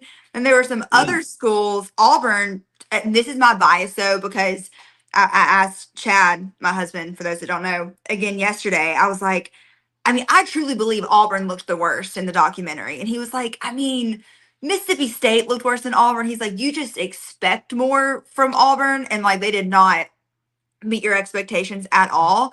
But even on social media, people were making fun of the Auburn episode, so to speak, because between Hugh Freeze preaching and Peyton Thorne's interviews, which again, Peyton Thorne, not even a part of the program anymore, but you're watching it, and once again, people don't know because you're thinking, I hated the national experts on it. Not hated it, but like we all know football, we all love SEC football, but it was just like funny hearing them talk to the masses that don't know, and they're like, yes, Alabama, they're the cream of the crop. And it's like, no crap, like duh, but like they're talking to people that don't know it. So I really tried to watch it from that perspective, and I was like, dang, man, Auburn looks lame. Like I feel like they show people falling asleep during the team meeting, and then you have Peyton Thorne just being like, Yeah. "Yeah, well, I didn't think it'd go this way. But it is what it is. I guess I'll learn something from adversity." Just being so like vanilla and boring, and then you go put him against other quarterbacks Diego like Pavia. Diego Pavia, who's like, I am going to literally break your neck. And it also, what made Auburn look bad is Diego Pavia calls out Hugh Freeze, and he goes, he had every chance to recruit me, and he didn't. So there's no way Auburn was beating Vanderbilt last year. Diego wanted to end their life. And it was And the just so crazy interesting. And the crazy thing about it is he's the reason Auburn lost the game. He didn't even have a good game. I mean, it was just Auburn didn't play great. Well, And let me say this let's about that. let's get the TV break, and then we'll come back. We'll keep it rolling. Stay tuned. A lot more to come right after this. The thing about Pavia, I don't think there's any quarterback who's ever known his place in the world better than Diego Pavia. Mhm. He's like, I know when I need to step up. I know when I just need to step back. And I'm guessing on the sidelines, he was like, as long as I don't throw a pick six, we're going to win this game. As long as I don't screw it up. Now against Alabama, he was like, I'm going to take chances. I'm going to go for it on fourth down and just throw a bomb. I'm going to, I'm going to get a 3-yard gain, a 3.5-yard gain, and I'm going to frustrate them to no end that, they're like, hey, why isn't this guy going down? Because he just doesn't go down. He's just, he's pretty, I'll tell you what he is. He's got Johnny Manziel and Baker Mayfield all. He's sort of Vanderbilt's Cam Newton, Johnny Manziel. We're like, they're going to be able to live off his swagger for a couple of years after he's gone. Now, it always wears off. I mean, Auburn hadn't had the Cam Newton swagger in a while, and Texas A&M hadn't had the Johnny Manziel swagger in a while. But for a few years, it sort of is there. It just sort of still wafting in the air. And he's something. But yeah, I think that's the difference between him and Manziel, the biggest difference is, and sorry if y'all hear rustling in the background. I think my dad's cooking. I'm live. Come say hey. I think he's getting some bacon ready. But the biggest difference between Manziel and Diego is like Diego's 10 times more disciplined. Like he's just incredibly disciplined, and it's wild. He's using the little man syndrome to his advantage for sure. He really is. He's pretty fascinating. He I think it's so funny, and this made the show back in. This is some like behind the scenes stuff, because they show him in this like yoga setting in this documentary leading up to the Auburn game, Vanderbilt Auburn. But they filmed the yoga, and I'm sure he went. He goes like Monday at 5 a.m. to Fahrenheit Yoga in Nashville, and one of my friends goes too every Monday at 5 a.m. And she comes in. I see her the next day, and she's like, there was a camera cruise at yoga yesterday morning, and it was 5 a.m. and it was really weird. And I was like, what is going on? And then I look over and I'm like, it's Vanderbilt's quarterback. And they filmed that in February for the documentary. Oh, So wow. a lot of like the cutaway shots and everything obviously was filmed after the season. Oh yeah. But here's the other thing. To your point, what do we care what Peyton Thorne has to say about? I mean, I sure as hell don't. Oh, Yeah, no. I don't know about y'all. I know you don't care, Luke. But Well, I'm it's just but saying, Brett, like, it's it's episode like, 4 boy, or last 5. year didn't It's go the gonna way I piss wanted you it. off. Really? I'm gonna go watch it when I get off. It's gonna piss you off because you're like, Dad, no wonder we sucked. This was our leader. Like he had no Well, fire. I tried to tell everybody like before the season started that this Mhm. wasn't a good idea, and of course, I mean, he like that's the biggest question mark. Hugh Freeze, maybe when you look at, I don't know how long he's at Auburn, maybe only one more year, or maybe they're 10 more years, but you'll look back and go, why didn't he go get a quarterback in the portal? Could have solved so much. You know, if you go get Cam Ward, I mean, we're not even talking about this. Mm. I mean, and you go, okay, well, you didn't really want to spend them. Why wouldn't you? Like, if you know that you're really, and Auburn was really a good quarterback play, not great, good quarterback play away from probably winning 4 or 5 more games. I mean, you go from 5 wins to 8 or 9 wins, and now we're not even talking about any of this stuff. Mm-hmm. But he just was not good enough to do it, man. He couldn't get it done. One more tidbit before we go back on air about the Vanderbilt Auburn game, because I don't know. I think we're back. I didn't see the Oh. text from Ryan, so let me just kick us back in. Welcome back, everyone, to the Saturday Sports Countdown presented by JR Sports Bar and Grill and Sunshine Heating and Air. Glad to have Lyndon with us, talking about the Netflix documentary, talking about college football. It's here. I agree with what you said, Lyndon. I haven't seen it, but we're about to start next year, and you got players that aren't even on these teams anymore talking about the season. I mean, it really kind of is like, okay, I mean, is this just fill airtime? Is that what we're doing? Yeah. I am glad Tennessee, because Tennessee's in there too, but they didn't, like, Nico got no attention. And I was like, okay, well, at least that, worked out, since that whole big debacle, they didn't like Yes. give him some recognition or whatever. But yeah, it's a lot of, I would say the only teams that really can even focus that had any relevancy to this season, South Carolina with Lenoris, like their quarterback. It was cool to see his family and everything, and then obviously Diego and Nussmeier, since he did come back for LSU. But LSU probably gets the most airtime, and I would like to know y'all's opinion on this, because at Outkick, Chad Withrow and I have the same opinion. We think Brian Kelly is one of the most least likable coaches in college football. And the Netflix documentary did such a good job of making Baton Rouge like show the personality, show like the culture of the Bayou, and their players are hilarious. Like the LSU players have so much personality, and they showed them hunting and all this kind of stuff. And then you have Brian Kelly, and he just brings everything down. He's like lame. He reminds me of Ted Cruz. Like if Ted Cruz was a college football coach, he'd be Brian Kelly. I think that's He so does true. not fit LSU at all. No. Well, and that's what's so wild about how well he's recruiting. It's just nuts. And again, it must tell you that a lot of kids are looking I past think Brian his Harsin personality could recruit at onto the LSU. NIL. But he You're is still not over it. You're still not over Never it. going to be over it. you're never going to be over what? I said Brian Harsin could recruit at LSU. Yeah, That's how, I mean, you could literally sit in your office or in your car every day and you go, oh, it's signing day. Oh, we got a bunch of 5 stars. I mean, because they're just going to come there. And it doesn't matter how big of an idiot that's at the head of the ship. I mean, and he is patently unlikable. He's just he's you're just like I have seen some highlights of it, like when he's riding in the car and he's just talking. I mean, I don't see how people don't just look over and go, what are you even talking about? Like, why am I in this car with you? Like, Yeah. just every now and again you go, just go, what am I doing around? This is no fun.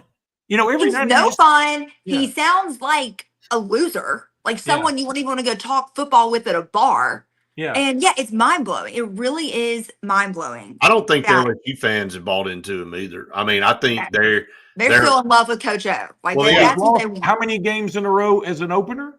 He's 19 would this be the since 6th? Since 2019, they haven't won an opener since 2019. Well, and they're playing at Clemson, and They're not Garrett winning. Nussmeier's knee is banged up. Yeah, they're not winning. They're Yeah, not that winning was. that game either.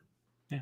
So, I hope, because gosh, like that's I hope it's not as bad, obviously, as initial reports. I don't normally promote other shows, but Whiskey and Wine in Baton Rouge, it is much watched TV with when they lose.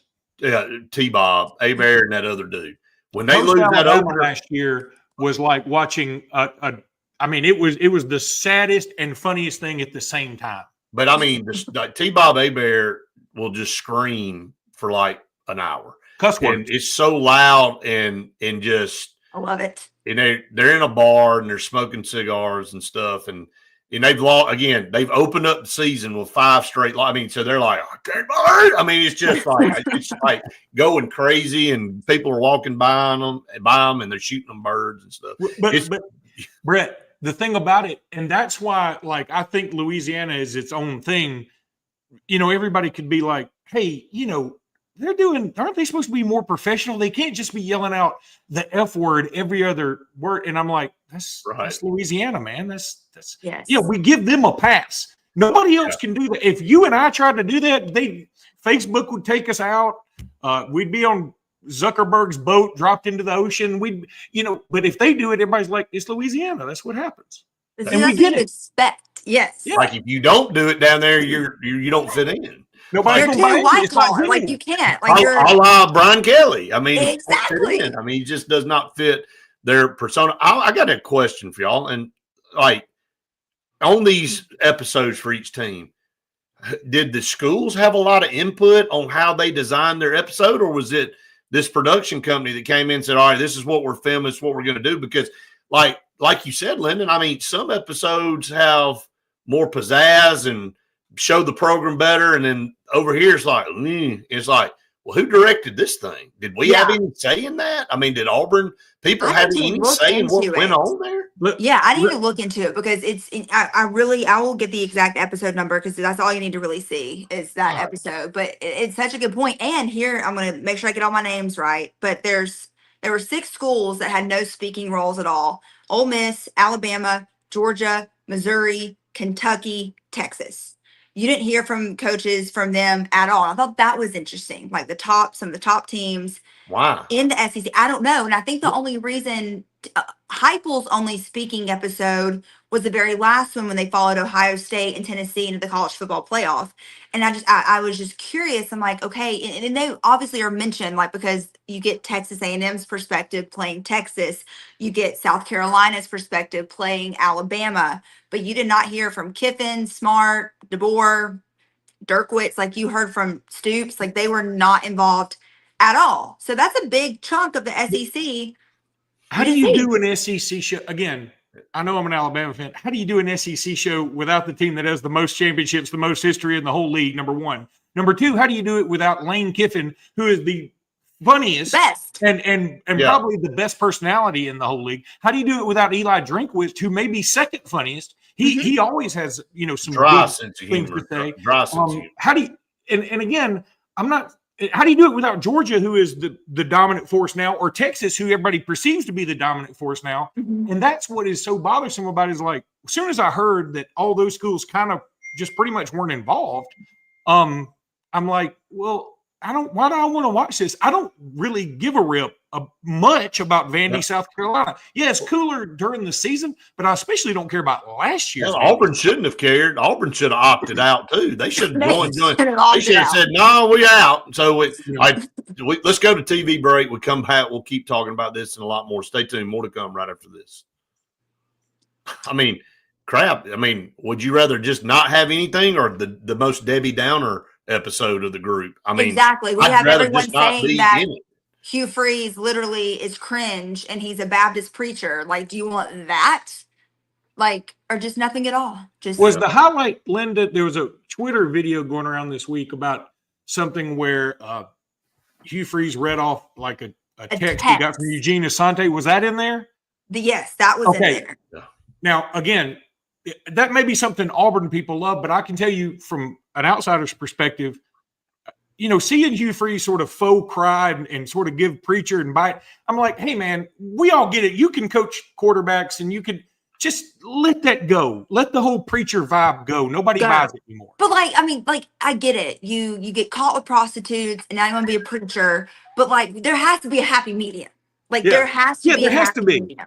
I don't need you to be a pimp either. I just need you to be like us. You're either a pimp or a preacher. Why can't we just be like us? Be boring. It's crazy. I was with you because I thought the same thing. I was thinking, because they kept showing the crowd, and even though he was reading this thing and it looked like he was so into it, like everybody else was like, oh, what'd you say? You know that, and I was like, that's not. Yeah, I noticed that right out of the gate. I'm like, that ain't a good pan. Yeah. And you're showing everyone else's team meeting room being fired like Mike Elko. You just show him lighting into it. You Shane Beamer, I saw just a side of him that I was like, dang, he has more edge than I thought. Just the way he talked to the play. You got to see some. But through the production of video and all, you can shape the view of what somebody. I mean, it can be terrible, and after you watch something, you go, my God, they got everything going on there. How are they bad? Or flip side, you can take an elite program, and if you do poor production and video choices, you're like, God, they're hanging on by a thread down there, about to fall apart. I know. That's why I was like, there was clear recruiting. I'd say recruiting. Well, there may have been some winners and losers, ulterior motives involved, depending on who produced it and who they wanted to promote. Maybe the guy was, I'm just throwing this out there, maybe he's a South Carolina grad. And maybe he's like, we're going to make sure South Carolina gets the forefront, and they're shown in every great light we can possibly. And let's see which schools we want to bash. Let's see which ones we want to make look like trash. And I mean, you can do it that way. There's another thing too, because Mississippi State, horrible. You can't make them look. I'm not sure you can go over there and figure out a way to make them look good. But they showed Levy and his family at his house, and his kid has a mullet, and he's just chunking the football, and you saw that family dynamic, and you saw none of the behind the scenes curtain stuff with Auburn at all. You never saw anything but the team meeting room. Hugh doesn't want you looking behind his curtains. Don't you check behind my curtain now. I'm like, come on. Well, maybe so. Oh, we got 20 seconds. Gosh. What an episode. We got flying objects, curtains, Temps, burner phones. Maybe there's one of those WNBA things behind that.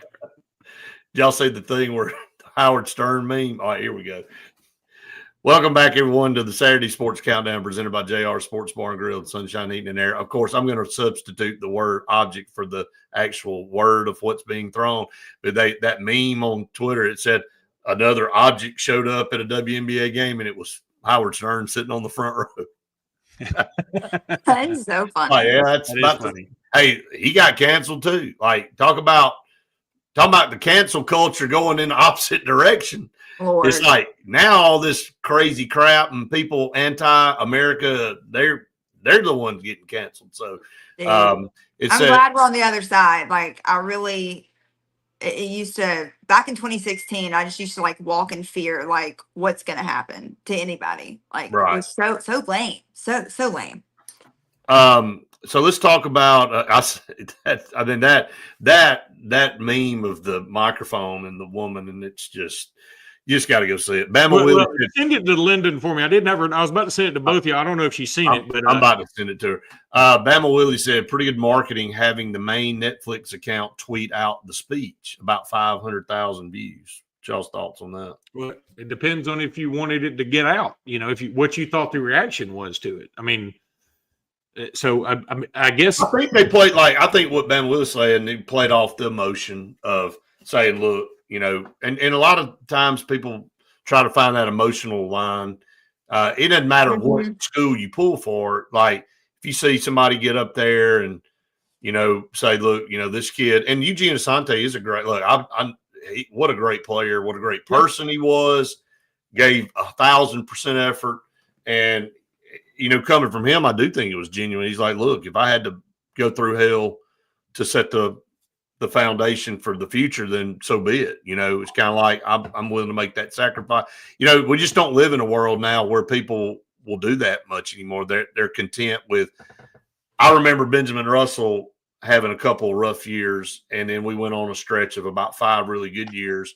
And I remember talking about it on the broadcast, and I said, that group that won 3 games paved I the agree. way. Yep. Yeah, paved the way for this run that we're at. They changed the culture. Now, it didn't show in the records, but it changed the culture and the trajectory of the program.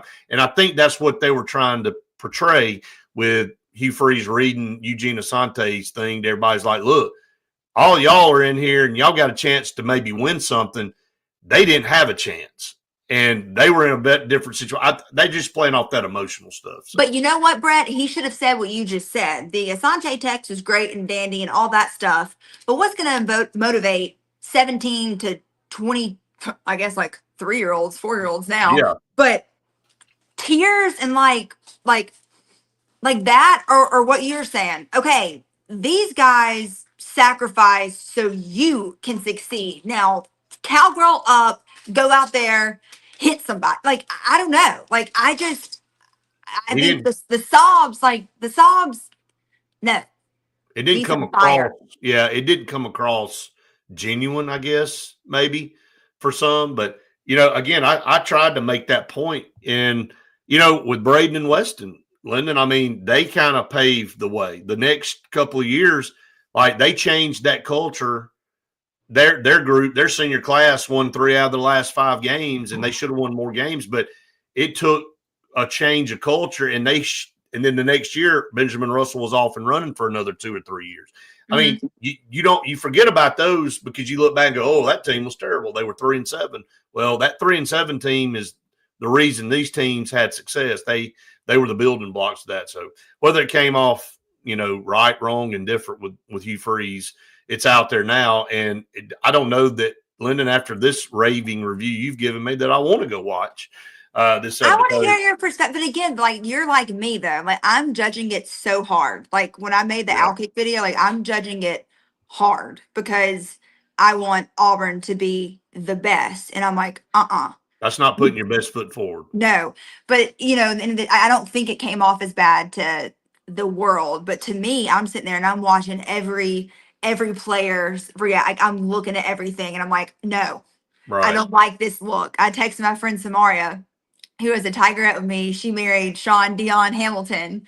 I love saying his full name. Yeah, they just got married. It was a fantastic wedding. But I was texting her and I'm like, girl, don't even watch. I'm like, don't even watch. They made us look so lame, but it's just so funny. That's beautiful, man. I mean, again, it's in this world of production and marketing, you are what you are out there in the perception of people's eyes. And if that's a blah deal, then people can use that as ammo. They pull that video and go, look how dead this place is down. They got no energy. On the flip side, you could take a Vanderbilt, which we all know. I mean, I don't know what How many games do you think like his Vanderbilt? energy. I like his energy, and I'm glad he said we're going to win you can't win a national championship if you don't believe you can. So I get it, but everybody else don't believe it, and they're not going to win one. But the deal is that you either have that kind of energy or you over here dead to the world. I mean, I'm going to go run with that guy. It's the George Costanza. It's not a lie if you believe it. That's the truth. I mean, if you tell somebody over and over again, I mean, eventually, if you tell a lie long enough, you start to think that's what happened. It's the Mandela effect. Like you just, well, dang, and then somebody can show you proof. You're like, oh my God, in my head it happened this way. But if you tell Diego Pavia, hey, you can win a national championship, and if he tells himself that, eventually he's going to be like, what are you laughing at, Paul Feinbaum? I'm going to go win one. And just don't lose. We all think it's crazy, but just don't lose to Georgia State, and you can. So that's the thing. We were breaking down the other night the teams, and Vanderbilt went 7-6, and it's like they won their bowl game. It's like, man, they had beat Alabama, they beat Auburn's had a great. Then you look back and you go, how did they lost to Georgia State? They lost to that team. Like they had a chance to have a really, really good year, like win 9 or 10 games, and they went 7-6. And it's like, even on Vanderbilt's best year, I think they just can't get past 7 wins. Yeah, they just can't do it. It's just wild. So we'll but see it is funny, again, this all sort of ties in. So Vanderbilt, you remember when they had 2 back-to-back 9-win seasons and James Franklin was the coach? Oh yeah. Like it was a while back. But you also remember like they the school was getting a bad reputation. They had some guys accused of doing some pretty nefarious things. And so it feels like 7 or 8 wins is probably their ceiling until there's a major, years of work and foundation put in, because they got the 9 wins back to back pretty quickly, but they also did it in a way that you were like, I don't know if we want that associated with our school. And so they fell back off, and now they got Clark Lee, who it feels like he's building them up a little more organically. And so 7 wins last year, it did feel different because, they lost to Georgia State. Certainly did, no doubt about it. But they beat Virginia Tech. They could have beaten Texas. Could have beaten Missouri. They were right there. Yeah, there with Texas. So that game was electric. Let me tell you, look, once again, I'm biased because, Vanderbilt, they pay. Let me go to commercial break, Lyndon, and then you can keep telling the story. All right. Yep. Now you can just keep rolling. That's the beautiful thing about staying up online. All right, stay tuned. One more segment coming up for TV right after this. But I will say, Vanderbilt, and I had no expectations last year, and we get tickets, like season tickets, whatever. Their games are so fun. Last year, which I'm upset. They better at least. I'm nervous because I'm excited about it. But they warm, like, the atmosphere before the game's good. The pregame atmosphere. I think Diego Pavia makes a playlist. Like, they're playing like Lil Boosie. Like, it is really, really like it's a very like party Nashville atmosphere. I will give them that. It's a good time. And and last year, the half the stadium was closed down because of construction, but they do a good job. Way for 2 years. Yeah. Like, when I came up for the game 2 years ago, it was terrible. I'm like, God, are y'all ever going to build this thing? Is this a DIY thing? I mean, are they doing it themselves? Literally. And then they on the Netflix show, they show like the construction workers like during a game, and I'm like, oh my God. That was the same guy that was up there 15 years ago. When I don't get it. But Lyndon, the thing about Vandy being fun, and it is true, and I've been to a lot of Vandy games when Alabama's involved, and like their games are fun, and it's more fun right now in this moment because they're winning. The problem is that you ask South Carolina, for years they just stunk. They were awful, but they always had fun at their games. Steve Spurrier comes along, they win 11 games 3 years in a row, and then during the next year they fall off, and they're like, what's right? This isn't funny. I don't like this anymore. Once you create expectations, you start to go there and worry. I mean, I've always said this about, as an Alabama fan, we show up to the game, we're just like, let's just get it done. And then when we win, it's almost like relief, especially the Iron Bowl. It's always like, oh, thank God that's over. I'm just, it's like getting over a stomach sickness. And I was like, Auburn's always jubilant, because, they get there and they just like, this is what they were. And it's a different, the expectation sort of takes the fun out of it sometimes. Nick Saban's winning all the time made it where like every game was the biggest game, and you can't. And even if you win 48-0, should have won 56-0, Yeah. And it sort of takes the edge off of it. And Vandy could have fun this year, so they better cherish it because this year they got expectations. And when you have your quarterback saying, "I want to win the national championship," if he loses at Virginia Tech this year, people are going to be like, "I'm not going to go see this bum," I mean, you raise the bar, and that's what he's done. And again, he had the right mindset when he called Hugh Freeze out. I mean, he did have a chance to get him. But I'd rather have the expectations and be like, it is fun. Like occasionally, I'm jealous. I look at like South Carolina or something, and they do something big, and they're having all this fun. I'm like, man, that'd be cool to do that. But then I always have to remind myself, and they're going to go to the Blockbuster Bowl. I mean, that's you got to remember that. So I'd rather have the expectations and a little less fun overall and have more wins than have the occasional big win like Vandy last year and then have decades of, oh my God, this is awful. All right, we got 5 seconds. Here we go. Welcome back, everyone, to the final segment here of the Saturday Sports Countdown presented by JR Sports Bar and Grill and Sunshine Heating and Air. Always appreciate both of them so much. Been with us for a long time and couldn't do the show without them. Lyndon, appreciate you being with us here pretty much the entire second hour, jumping in. And, love it. I mean, it's great. You're welcome to be on anytime on the Auburn Blitz podcast with us in the mornings, on the show at noon, here on Saturday Sports Countdown. Whatever it is, you always have an open invitation. All right, let's ask. Let's go around. what do you guys expect out of this season? Who's a surprise team for you? And then who's a team that you think's going to kind of fall off a little bit or maybe not live up to expectations? So I'll start with you first, Lyndon. Who's going to be a surprise team? And you can't say Vanderbilt and Diego Pavi's going to win the national championship. I'm not. So, Surprise team this year. I think this is gonna be hard because I don't want it to happen, but because we play, I mean, I don't know, I've had high expectations, I think, from South Carolina coming off last season with the quarterback that, he has a lot of talk. Lenore's coming into this season. He was so young last year, but got better throughout the year. I think they're going to have a back-to-back solid year this year for the South Carolina Gamecocks. And I expect them to like we were talking about expectations to kind of level up and have the same, if not a little bit better than last year, which I think is different from Vanderbilt. Vanderbilt historical year. I think if they match that, that will be a relief to people. But I think South Carolina, I think they have the really good building blocks to really build off their success last year and surprise a lot of people. all right.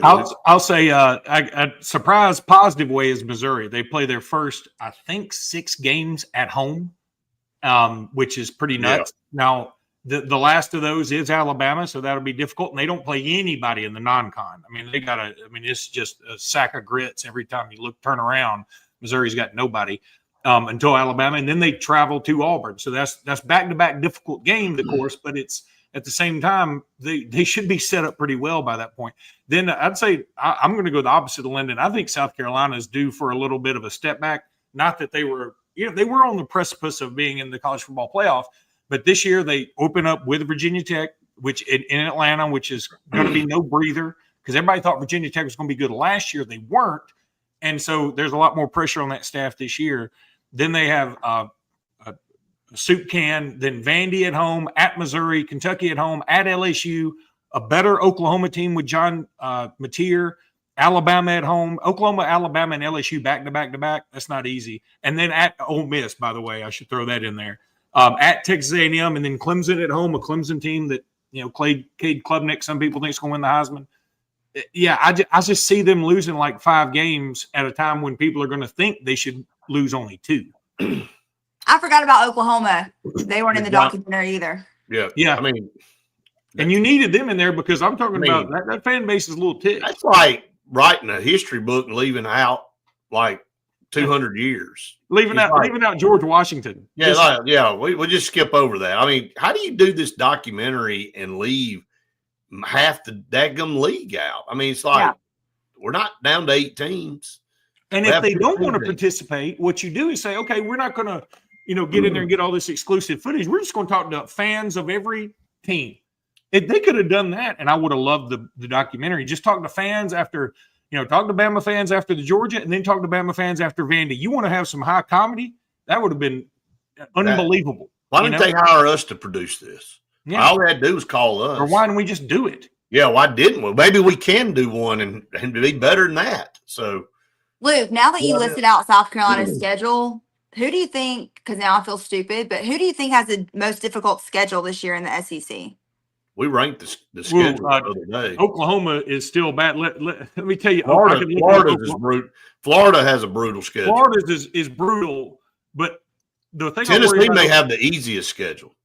Do you think Florida will have a breakout year starting that 5-star this year? Florida? Yeah, but that's what I'm saying. I think Florida could be pretty good, and they do play a lot of schedule. Very brutal schedule. You can have a good team, but your schedule can maybe say, okay, this team any other year would win 10 games. They may only win 7 with this schedule. And I don't know if that's good enough for Billy Napier to hang around, but DJ Lagway, he needs to win. I mean, he's got to stay healthy. DJ Lagway, they start with Illinois State, Michigan at home. Again, Michigan is what Michigan is. They're not super, but they're good enough. Then for some reason, Oklahoma's going to Temple to play in Philadelphia.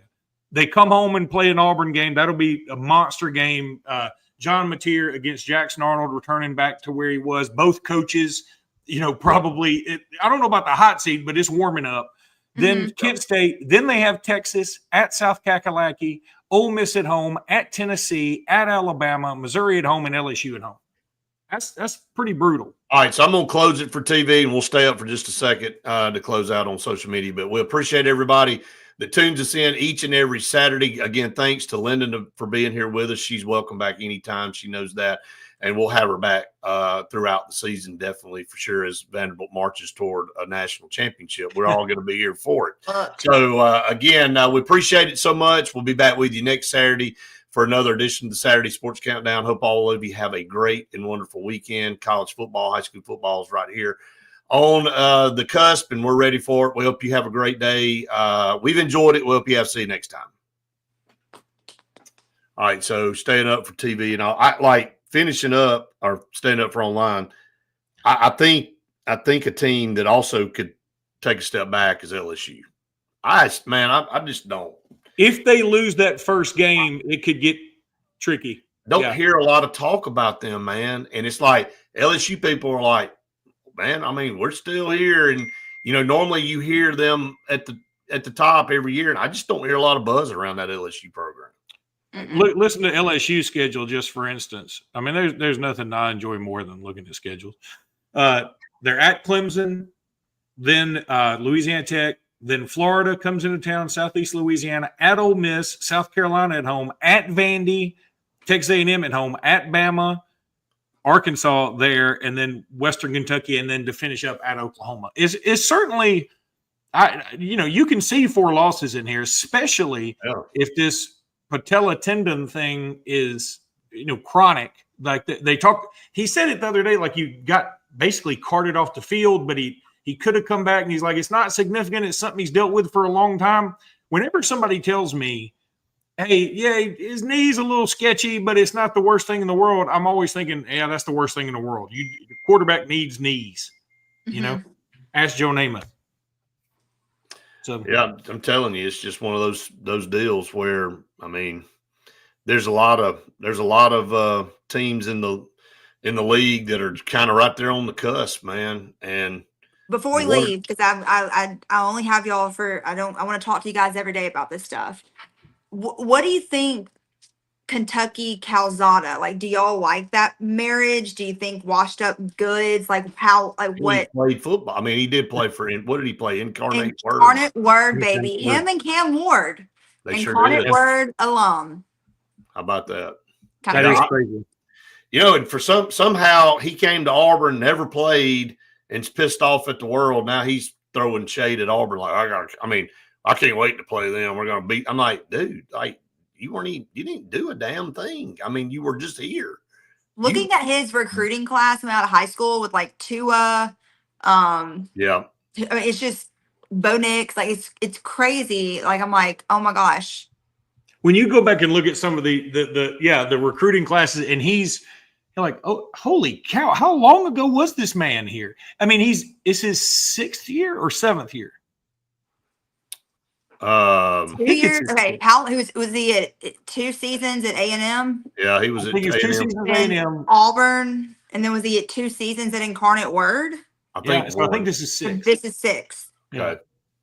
Damn, that's a lot of college, man.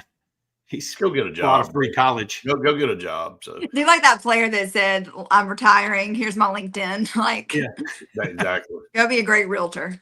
Yeah, his recruiting profile is now on LinkedIn, not on On3. Yeah. Anyway, so I feel like I feel like that the hype for Kentucky is just like, it's like. Well, this is a classic case of, what happened, in my opinion. So Stoops goes to A&M thinking he's going to get that gig. He doesn't. And so when he comes back, it's a lot like, I don't know if y'all ever watched The Office, when Michael Scott went to go get the promotion that they were firing his girlfriend Jan, and he thought he was a shoe-in, and they end up going in another direction, and he just comes back, and everybody's like, oh. And, it's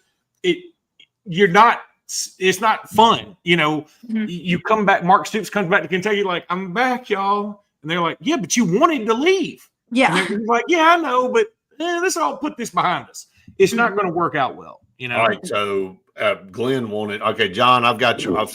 John said, "How old is he now?" So I don't know. I think he means Malcolm Simmons. Oh, you talking about Malcolm? Okay, I thought you were talking about Zach Kelly. Yeah, Isn't Malcolm like? You got to cut him open and count the rings.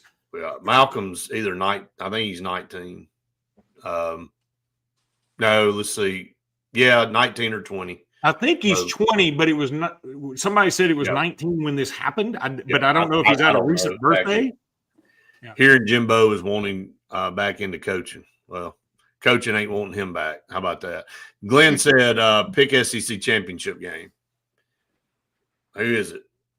I mean, the easy picks, Texas, Georgia. I mean, that is easy. That's the no-brainer. Can there be a shocker there? How many people are in Lyndon's house? I mean, there's a lot of people. That's my sister-in-law. Hello. Really? What's up? We're just, it's my mom's 60th birthday. Okay. Oh, okay. So we're partying. We're big partiers, Partying it up. Yeah. Got the balloons back there and everything. There. What is it? Oh, here, Michael just handed me a koozie. There you go. I'll read it. 60 never looks so good. There's Dad. What's up? What's happening? Who do you think is going to be in the SEC championship game? That's what they said. Texas, Georgia. Yeah. That's just the obvious pick. I'll tell you, Georgia is starting to lose favor with some folks. A lot of people think they could step back this year too. When I saw Gunnar Stockton at media days and realized he was 54 years old, I went, I don't know that. I don't know if that's a real good look or not. Zach Calzada was like, how old is that guy? Oh, my gosh.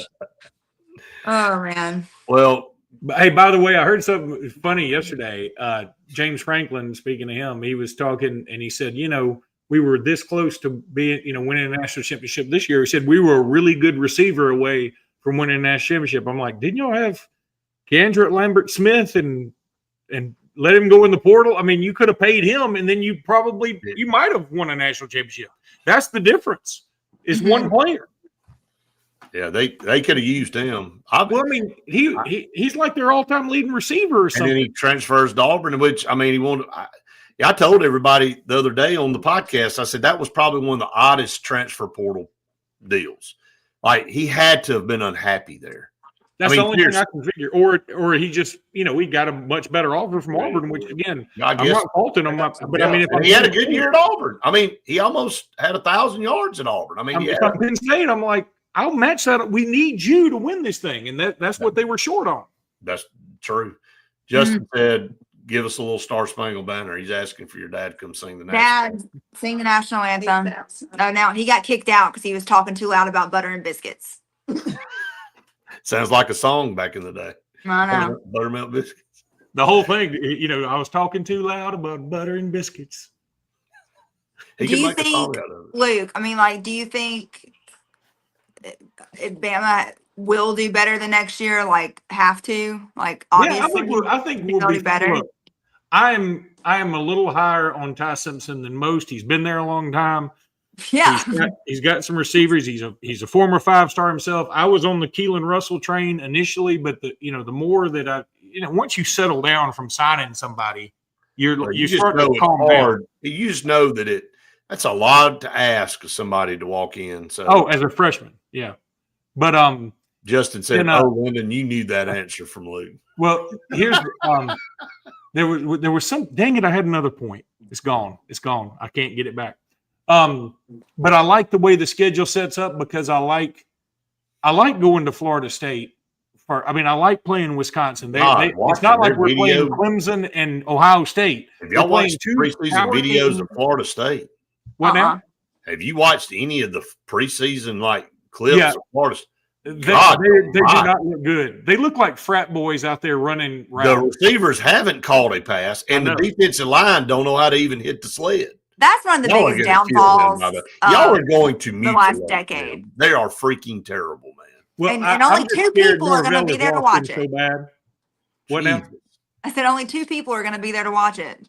The 2 Florida State fans. Going. Hey, I'll tell you what. I did a crossover with the Locked On Seminoles guy, who's not by the way, I think is an Auburn fan, but it doesn't matter. But he said, I said, "Are you going to the game?" He said, "Why would I go to Tallahassee in late August to a game I'm not going to win?"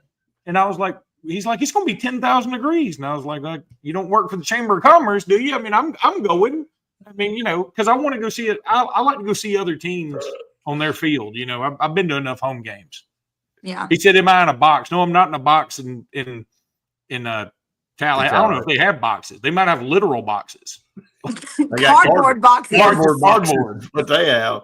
John's asking you to look into your crystal ball, Luke. Do you think Ty returns next year? Look, I think there's two possible outcomes. Ty either sets the leave or stay. What a great analysis. No. You got two outcomes: leave or stay. No, he sets the world on fire and he goes pro because he's been at Alabama long enough, been in college long enough, or he doesn't do well and he doesn't finish the season as a starter. That's I think the two outcomes. I don't think he can have one of those seasons where he's middling around and like I don't think DeBoer is going to do that again after last year where clearly, especially in the Oklahoma game, if you take it, you know what? If Jalen Milroe, we looked this up. Jalen Milroe had, I think, 12 TD passes and 6 interceptions or some low number. But every one of his interceptions was crucial. I mean, there weren't any interceptions that were like, oh, no big whoop. The tipped interception against Vandy gave him a 14-0 lead. The pick six against Oklahoma sort of set the whole thing off, and then the next one gave Oklahoma a touchdown. But he forgot how to play in Oklahoma. Like, I think he literally blacked out and said, I don't even know how to play this game anymore. I don't even know what I'm doing. And his whiff on that tackle was the saddest thing you ever see. Is he going to start for Seattle this year? I don't know if he'll start for him, but he played the other day, and he was 6 of 10 for like 80 yards and 38 yards rushing on 3 carries. And everybody was like, man, this guy's dynamic. I was like, that's exactly his stat line at Alabama. He does the same thing there that he's doing here, which is fine. You'll win enough, but then he'll do something like, you know, like you said, he'll forget how to throw it. He'd be like, am I left-handed or right-handed? You know, and it's crazy. I don't understand. I mean, because he is a specimen. I mean, he looks the part. So, well, Lyndon, tell your mom happy birthday. Yeah, tell her happy birthday. Happy birthday. Tell her 68 years old as it used to be for somebody like me. I can tell you that. I'm right behind you. Look, give me another she's year. I'll catch her up to Taylor you. Hicks shirt. She got her Taylor Hicks shirt. There you Yeah, your wedding man. go. Yep. Yeah. Mr. Harmonica. I can tell her I can hook her up with some. All right, well, this Taylor is Hicks fun. merch. Y'all are freezing up on my end. So all right, Lyndon, we will holler at you later. Bye. Thank you so much. Bye-bye. See y'all. All right, see y'all. I don't know how to leave.